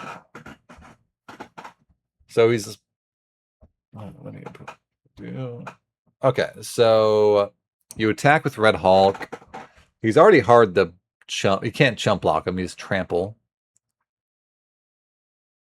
So if you double block, it'll get a counter. Wait, does he get it? How does the ruling work on that? If you are able to just like trade with a Red Hulk, does he still get the counter and ping something? He deals damage with the number 1 counters on any target. Because he'll die before he gets a counter, right? Yeah. I think so. He is huge though. 6 mana, 6/7 reach tramples. A big boy, but he's 6 mana for 6/7. Like, how often is the damage mode going to come up? Your opponent's never going to damage him, like, willingly. You have to do it yourself, which I don't know how possible that is. I actually don't really like this card all that much. I mean, it's fine top end, but I think it's just filler. Just like a pretty much a 6 mana, 6/7 reach trample. I think the enrage ability is kind of almost flavor text. I don't know how often it's going to come up. It is hard to block. Yeah, I think it's like mid-tier filler. It is really hard to block, but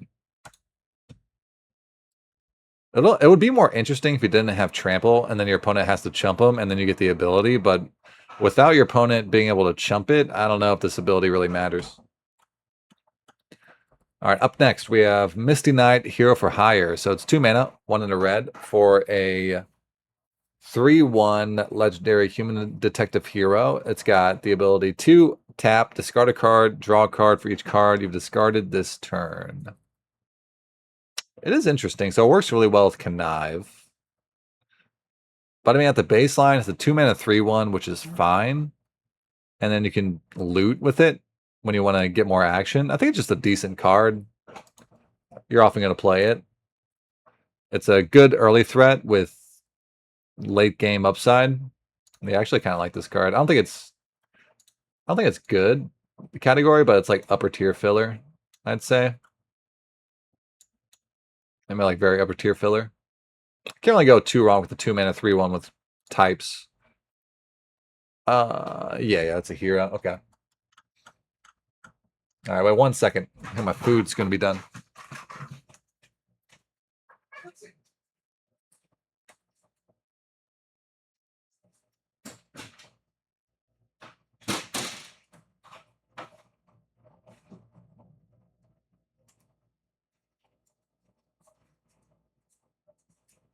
All right. My kitties are going to be on my neck because I have food, so be aware. Up next, we have Wonder Man, Hollywood Hero. So it's 5 mana, 3 red for a 4/4 legendary creature, human performer hero with flying. That's another. How many 5 mana 4/4 flyers are in the set? There's at least like 4 or 5. So he's got each a power up ability of permanent control can be activated in an additional time.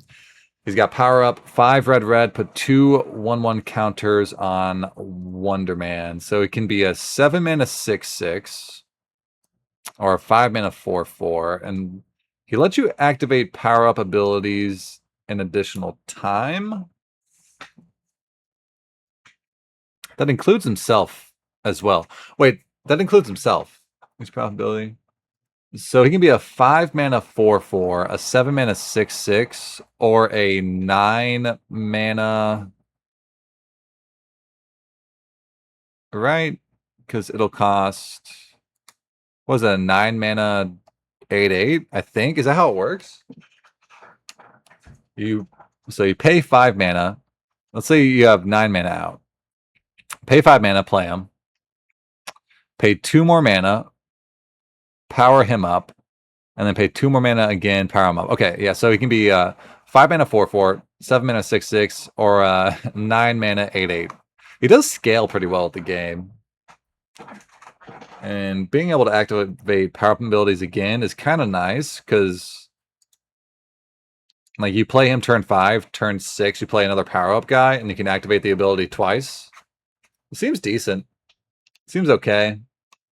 He's a 5-mana 4/4 though, so easy to kill, kind of. I think like upper tier filler. I think a little too finicky for me to put him in good category, but I'll put him like up here.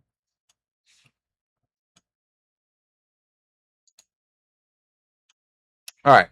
Next we got Speed, Young Avenger. So he's 2 mana, 1 in a red, for a 2/2 legendary mutant hero. He has haste. Whenever you cast a non-creature spell, you may pay 1. When you do, target creature with haste can't be blocked this turn except by creatures with haste. So it has the what's it called? Ginger Brute ability.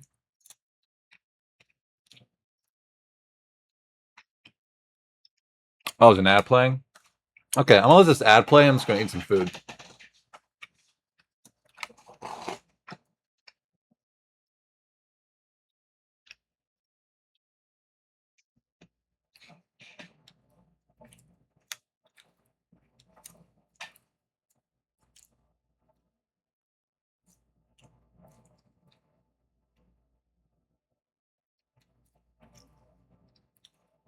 Hot. Hot. I'm so hot.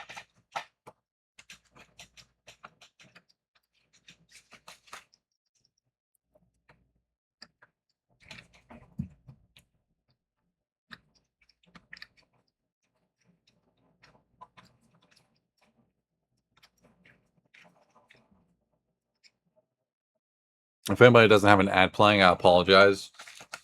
I'm just sitting here eating food. Yeah. I'm on lunch break. Let's see.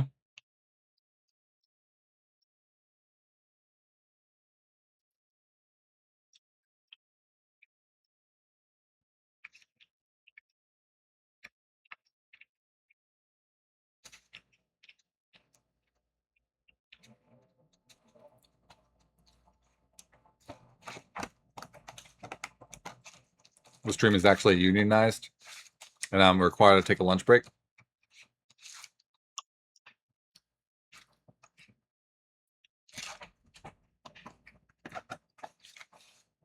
Oh, so hot.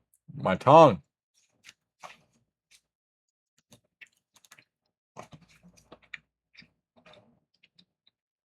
Anybody seen any good movies recently?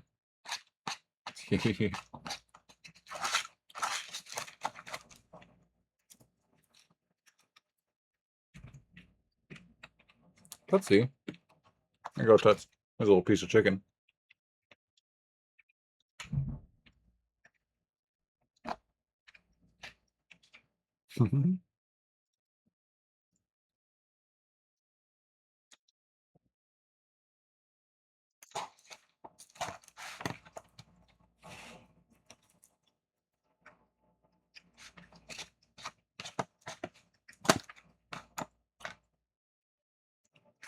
Here you go, Cleo.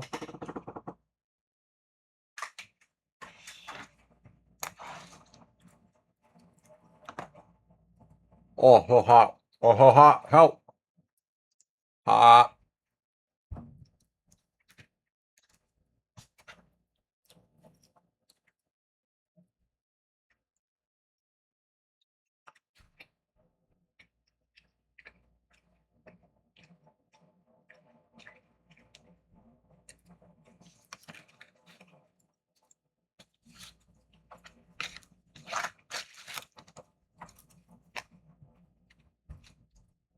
All right, ad break is almost over.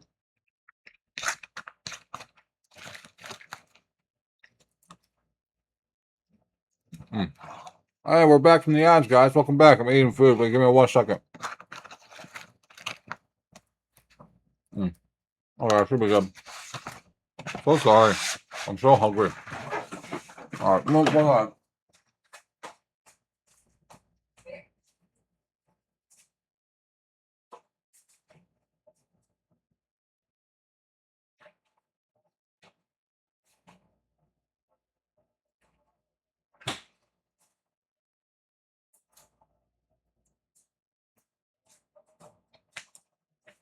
Okay, I'm back.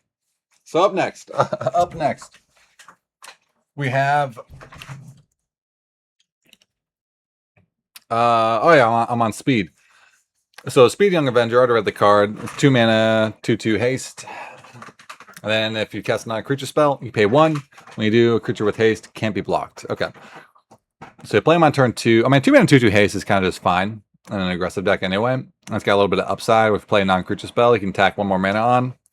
Make it so it can't be blocked. I mean, it's a fine card. It's not embarrassing, but it's not like a 2 mana 2/2 haste can't be insane, especially because he really can only target himself with this ability. It's a creature that with haste can't be blocked. So yeah, just like filler. I'll say this card is filler. All right, but like upper tier filler though. 2 mana 2/2 haste is a fine magic card in aggressive decks. All right. Next one up, Hawkeye, Young Avenger. It's 4 mana for a 2/4. Legendary human archer hero. It has reach. If a source you control will deal non-combat damage to an opponent or a permanent an opponent controls, it deals that much damage plus X, where X is Hawkeye's power. I mean, so combos with a couple things in the format, but I don't think there's enough stuff that combos with this to make it worth playing. A 3 mana 2/4 reach is a very bad stat line. It makes Lightning Strike deal 5, which is funny. It makes that 4 mana deal 4 deal 6 instead, but I think its stat line's too bad. It requires like multiple cards around it for it to be good. I'm just gonna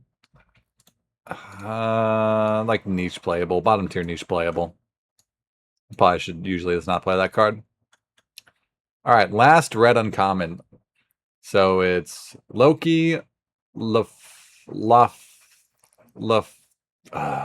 LaFason. I'm so sorry, I don't know how to say his last name.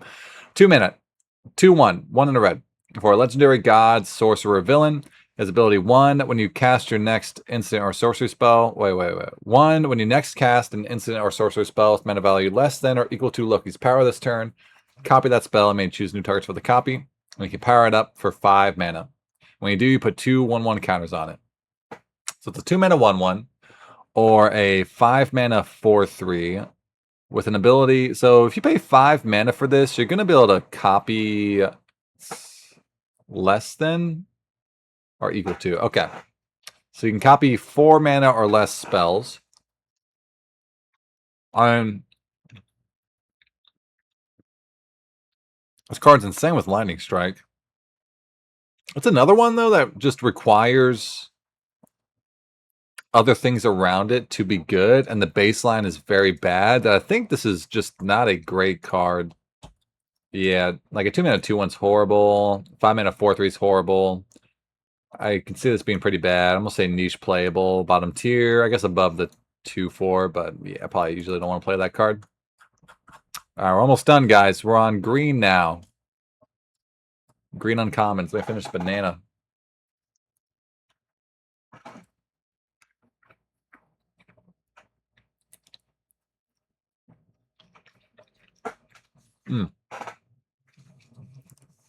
All right, so first green uncommon. We got Training Regiment. It's 4 mana for an enchantment, 3 and a green. Creatures you control with +1/+1 counters on them have trample. At the beginning of combat on your turn, put a 1/1 counter on target creature you control. Huh. So the turn you play it, you give a creature +1/+1 and trample. Man, this card just seems a hair too slow. Like 4 mana, and up front, all you get is a 1/1 counter. It does enable the blue-green deck. I think you'll play it in the blue-green deck to enable the counters matters stuff. But man, you're paying a lot of mana up front for very little payoff. Like, you gotta... For 4 mana, you need at least 3 counters to even be happy with it. So it's going to take 3 turns for this card to even be worth it. I think it's kind of just bad, actually. I'm going to say niche playable, but also just another not good one. I'd recommend usually not playing this card. All right. Next up, we have Claim the Kingdom. So it's 2 mana, 1 in the green for an enchantment plan. It's got landfall. Whenever a land you control enters, put a 1/1 counter on target creature you control and a plan counter on this enchantment. When the 4th plan counter is put on this enchantment, sacrifice it. When you do, put an indestructible counter on target creature you control. Okay. So on turn 2, you play this. This card's kind of awkward. So on turn 2, you play this. You likely have not played a 1-drop. So turn 3, you need to play a 2-drop and land to get a counter on something. So you got to play off curve a lot of the time when you play this at turn 2. But then it's also really bad later in the game. Like, this is a horrible top deck. It does absolutely nothing. Yeah, I think this card's just bad. I think it's just bad. I think maybe you play it in the blue-green counter deck. But is it even that good early in the game? Because Ride the Chocobo was a card in Final Fantasy, and that card wasn't great. It was okay, but... And I think this is probably worse than that, because Ride the Chocobo was fine in the late game, because you could turn it into like an 8/8. Is it so bad that it should be get this out your deck bad?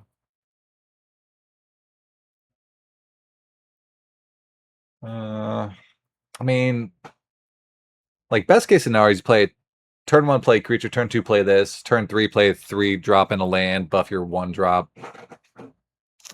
And then by turn what? Turn 6, you'll be able to sack it and put an indestructible counter on a creature. But then your opponent also knows it's going to happen. They can just hold up removal. Yeah, I don't like this card. I don't like this card at all. I think it's kind of bad. All right, another niche playable one, like way bottom tier niche playable. Like, it is a consistent way to get counters for the counter deck, but I don't really think you should play it. Up next is Punishing Punch. So it's 3 mana for an instant. The spell costs 2 less to cast if there are 2 more creature cards in your graveyard. Target creature control deals damage equal to twice its power to target creature and opponent controls. This card is great. Very good card. Always play it. Even at 3 mana, this card is really good. The fact that it will often be discounted down to 1 mana is kind of insane. You're almost like any creature on board is probably going to kill what you want to kill. So I think this is like a top uncommon for sure. Maybe best uncommon. In green, we'll see what else there is. All right, so then the next one is Tigra Feline Fury. It's 2 mana, 1 in the green for a 2/1 flash trample legendary cat human hero. Whenever you gain life, put a 1/1 counter on Tigra. I have not seen a lot of life gain. Yeah, there's not a lot of life gain in this set. This card's probably just bad. You gotta gain life twice before you're happy with it. I mean, but it's a 2-drop. It's got flash, like an ambush block. It's not unplayable, but I want to put it like bottom tier filler just because it's a 2-drop. And sometimes your deck just needs 2 drops. All right, then we got the Thing, Ben Grimm. So it's 6 mana, 5 and a green for a 7/7 legendary human hero. Has trample. 6 mana for a 7/7 trample is already pretty decent. Whenever one or more heroes you control deal damage to a player, put 2 1/1 counters on the Thing. And that counts itself too. Okay, so anytime this deals damage, it grows by 2 counters. And it might grow the turn you play it if you have good attacks. I like this card. This is a really good top end threat. Yeah, 6 mana, 7/7 trample is already pretty good, and it's not going to be hard to make this into a 9/9 and then an 11/11. Just a snowbally threat. It is expensive though, but I think it's like bottom tier good. It being 6 mana is holding it back a bit, but yeah, I like him. All right, and then we have Hellcat Undying Vigilante. So it's 2 mana, green for a 2/2 legendary human hero. It has haste. When Hellcat dies, return her to the battlefield under her owner's control with a 1/1 counter on her. She loses all abilities and gains haste. This is a very strong card. The only issue I have is it costs green. So you have to be pretty heavy green to get this out on turn 2. But even late in the game, it's not bad. It's a 2 mana 2/2 that turns into a 3/3. And if you are heavy green, this card's amazing. If you're like I don't know, like an 11-6 split in favor of green, this card's gonna be really good. I think it's good. I think it's good. It's held back by its mana cost. Double green's kind of rough, but I think it is a good card. I'll put it like right here. If you can't play it on turn 2, it's going to be amazing. All right, up next is Reptile Dinomorpher. So it's 1 green mana for a 1/2 legendary human hero. It has the ability Brontosaurus. Pay 3 mana until end of turn. Reptile becomes a dinosaur hero with base power and toughness 3/5 against vigilance and reach. It's got Tyrannosaurus Rex for 6 mana until end of turn. It becomes a 6/6 and gains trample. So it becomes a Colossal Dreadmaw. It's cute. Is it good? So it's a 1 mana 1/2. Paying 3 to turn it into a 3/5 is okay. I mean, I think it's fine. I think it's just filler. Having to sink mana into it to make it to a relevant body is kind of bad. But it is a 1 mana play that scales with the game. So it's not horrible. But I don't think I can put it in the good category. I think it's like lower tier filler. Yeah, I'll put it like here. All right, and then we got Doc Samson, Super Psychiatrist, 5 mana for a 3/6 legendary Gamma Doctor hero. If you would put 1 or more counters on a permanent you control, put that many plus 1 of each kind of those counters on that permanent instead. It has the ability add X mana of any one color where X is Doc Samson's power. Okay. So it puts more counters on your stuff. I think that's the main benefit of this card is that it can put an extra counter on your guys when you put 1/1 counters on them. But the problem with 5 mana mana dorks is that by the time you get to 5 mana, you don't really need the mana anymore. It does help pay for power-up abilities. But I think a 5 mana 3/6 is just not a good stat line. And I think you only play this in the counter deck, and even there, it's not great. So, yeah, I'm gonna say bottom tier filler. Yeah, I don't love it, but I don't think it's like embarrassingly bad. It does stuff. It doesn't like actively hurt you. So, all right, up next we have Hercules, Prince of Power. It's 3 mana, 2 and a green for a 3/3 legendary demigod warrior hero. As power up for 5 mana, 4 and a green, put a 1/1 counter on Hercules. He gains vigilance, indestructible, and haste until end of turn. Okay, so it's either 3 mana vanilla 3/3 that can pump itself later for 5 mana, or it's a 5 mana 4/4 vigilance, indestructible, and haste until end of turn. But then he loses those abilities. I think he's just kind of bad. He's either a 3-mana 3/3 or a 5-mana 4/4. He puts a counter on himself, which does trigger some synergies. He has a power-up ability, which triggers some synergies. But I think old Herc is kind of embarrassing. I don't love him. I mean, he's just filler. I mean, he's a 3-mana 3/3 with types, so can't go too wrong, but very filler-esque. Up next, we have Khazar of the Savage Land. 5 mana, 4 and a green for 3/2 legendary human barbarian hero. You may look at the top card of your library anytime. You may play lands from the top of your library.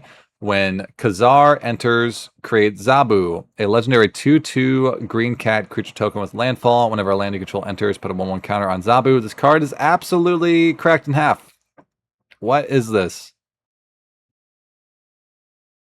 I think this used to be a rare and they changed it. This should be a rare. This card's insane. You can play lands from the top of your library, which is already a very powerful ability. And it comes in, makes a 2/2 that grows. And it's a 3/2. This is like, I think this is going to be the Mighty Mutanimals of the set. This is going to be the Mythic Uncommon of the set. That's going to have, I'm going to guess this is going to be like an A- in 17 lands. This card is cracked in half. I think the strongest uncommon of the day. This card's wild.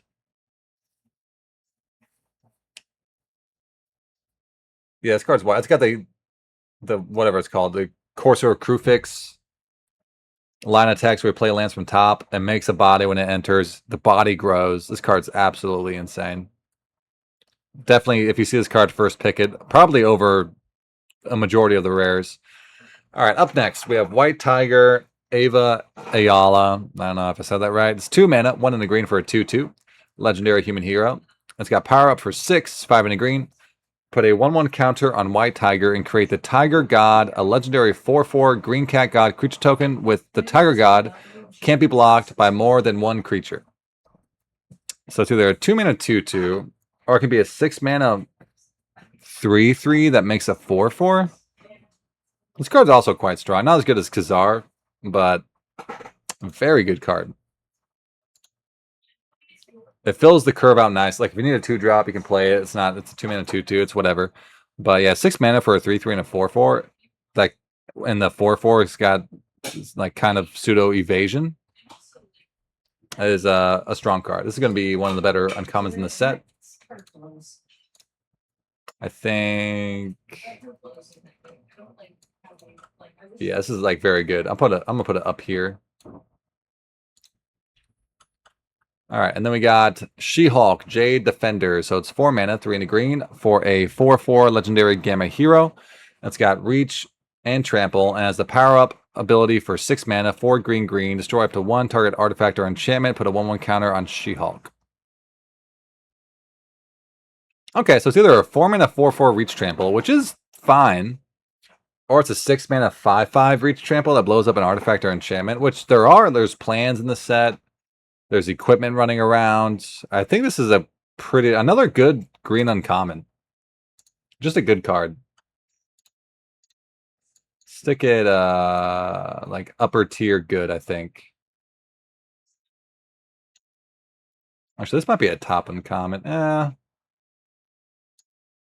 Let's do it like that. All right. We got Rick Jones. It's Rick Jones. Okay, it's Rick Jones, Destined Sidekick. 1 mana for a 0/3 legendary human advisor. You can pay 3, mill 4 cards. You may put a hero or enchantment card from among them into your hand. Whoa. I like this guy. Milling 4 means you're very likely to hit a hero or an enchantment. Just a 1 mana investment, and then you can. That's also instant speed, so you can do. This card is sweet.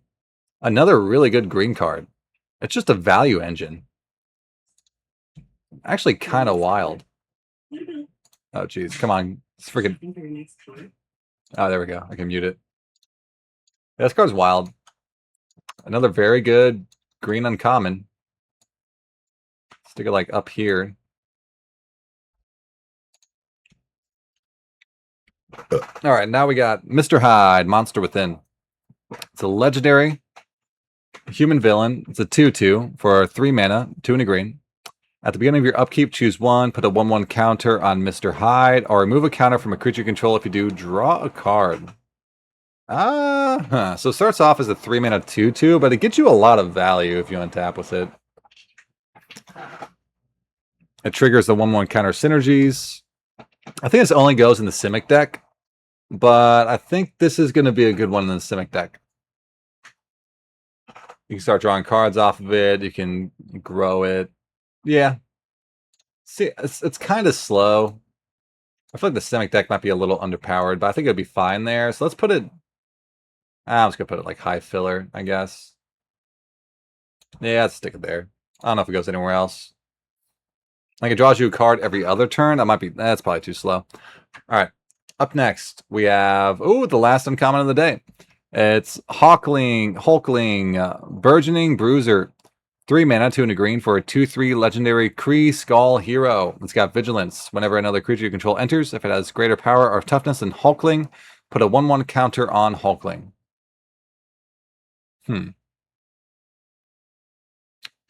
So it starts... so many cards in the set that start small. Starts off as a 3 mana 2/3 vigilance. But on the next turn, if you play like a 3/3, it becomes a 3/4 vigilance and gets a counter.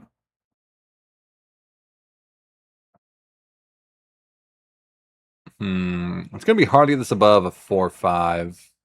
But if you get it to a 4/5, it's really nice for 3 mana. I think this card's just kind of fine. Yeah, I think it's fine. It just requires other cards to be good. It's not really good on its own. It's an embarrassing top deck. Yeah, just filler. I think it's just filler. I like mid-tier filler. All right. And then, so let's look what we got. So best uncommon at each color. Oh, where's the red? Oh my god, red cards kind of suck. I think it's just the deal 4. The 4 mana deal 4. Yeah, I'm gonna say that's the best. All right, so these are the best uncommons at each color. The insane mythic uncommon, these guys, Captain America. Yeah, so this is the Mana War. This is the 2 removal spells, Mana War. The guy that comes in makes 2 1/1s. Captain America that untaps all your stuff. And then the guy that comes in, you sack something and kill something. Those are the best uncommons in each color. That's my guess. These are the top uncommons. And then these are all good. All good cards you're happy to play. These are cards that are fine to play. These are cards you'll play sometimes. And don't play these. Don't play those cards. All right. That's going to be it. I'm going to download this. And we're going to call that a stream. So thanks for watching, guys. Appreciate you sticking around. This is a slog. My brain is tired. I'm going to hop off. I hope you learned something. I hope I did too. But Mel, my lord, my brain hurts reading so many cards. I'm gonna pop off. Thanks for watching. Appreciate you. I'll be back on soon, probably later tonight, actually. All right, bye.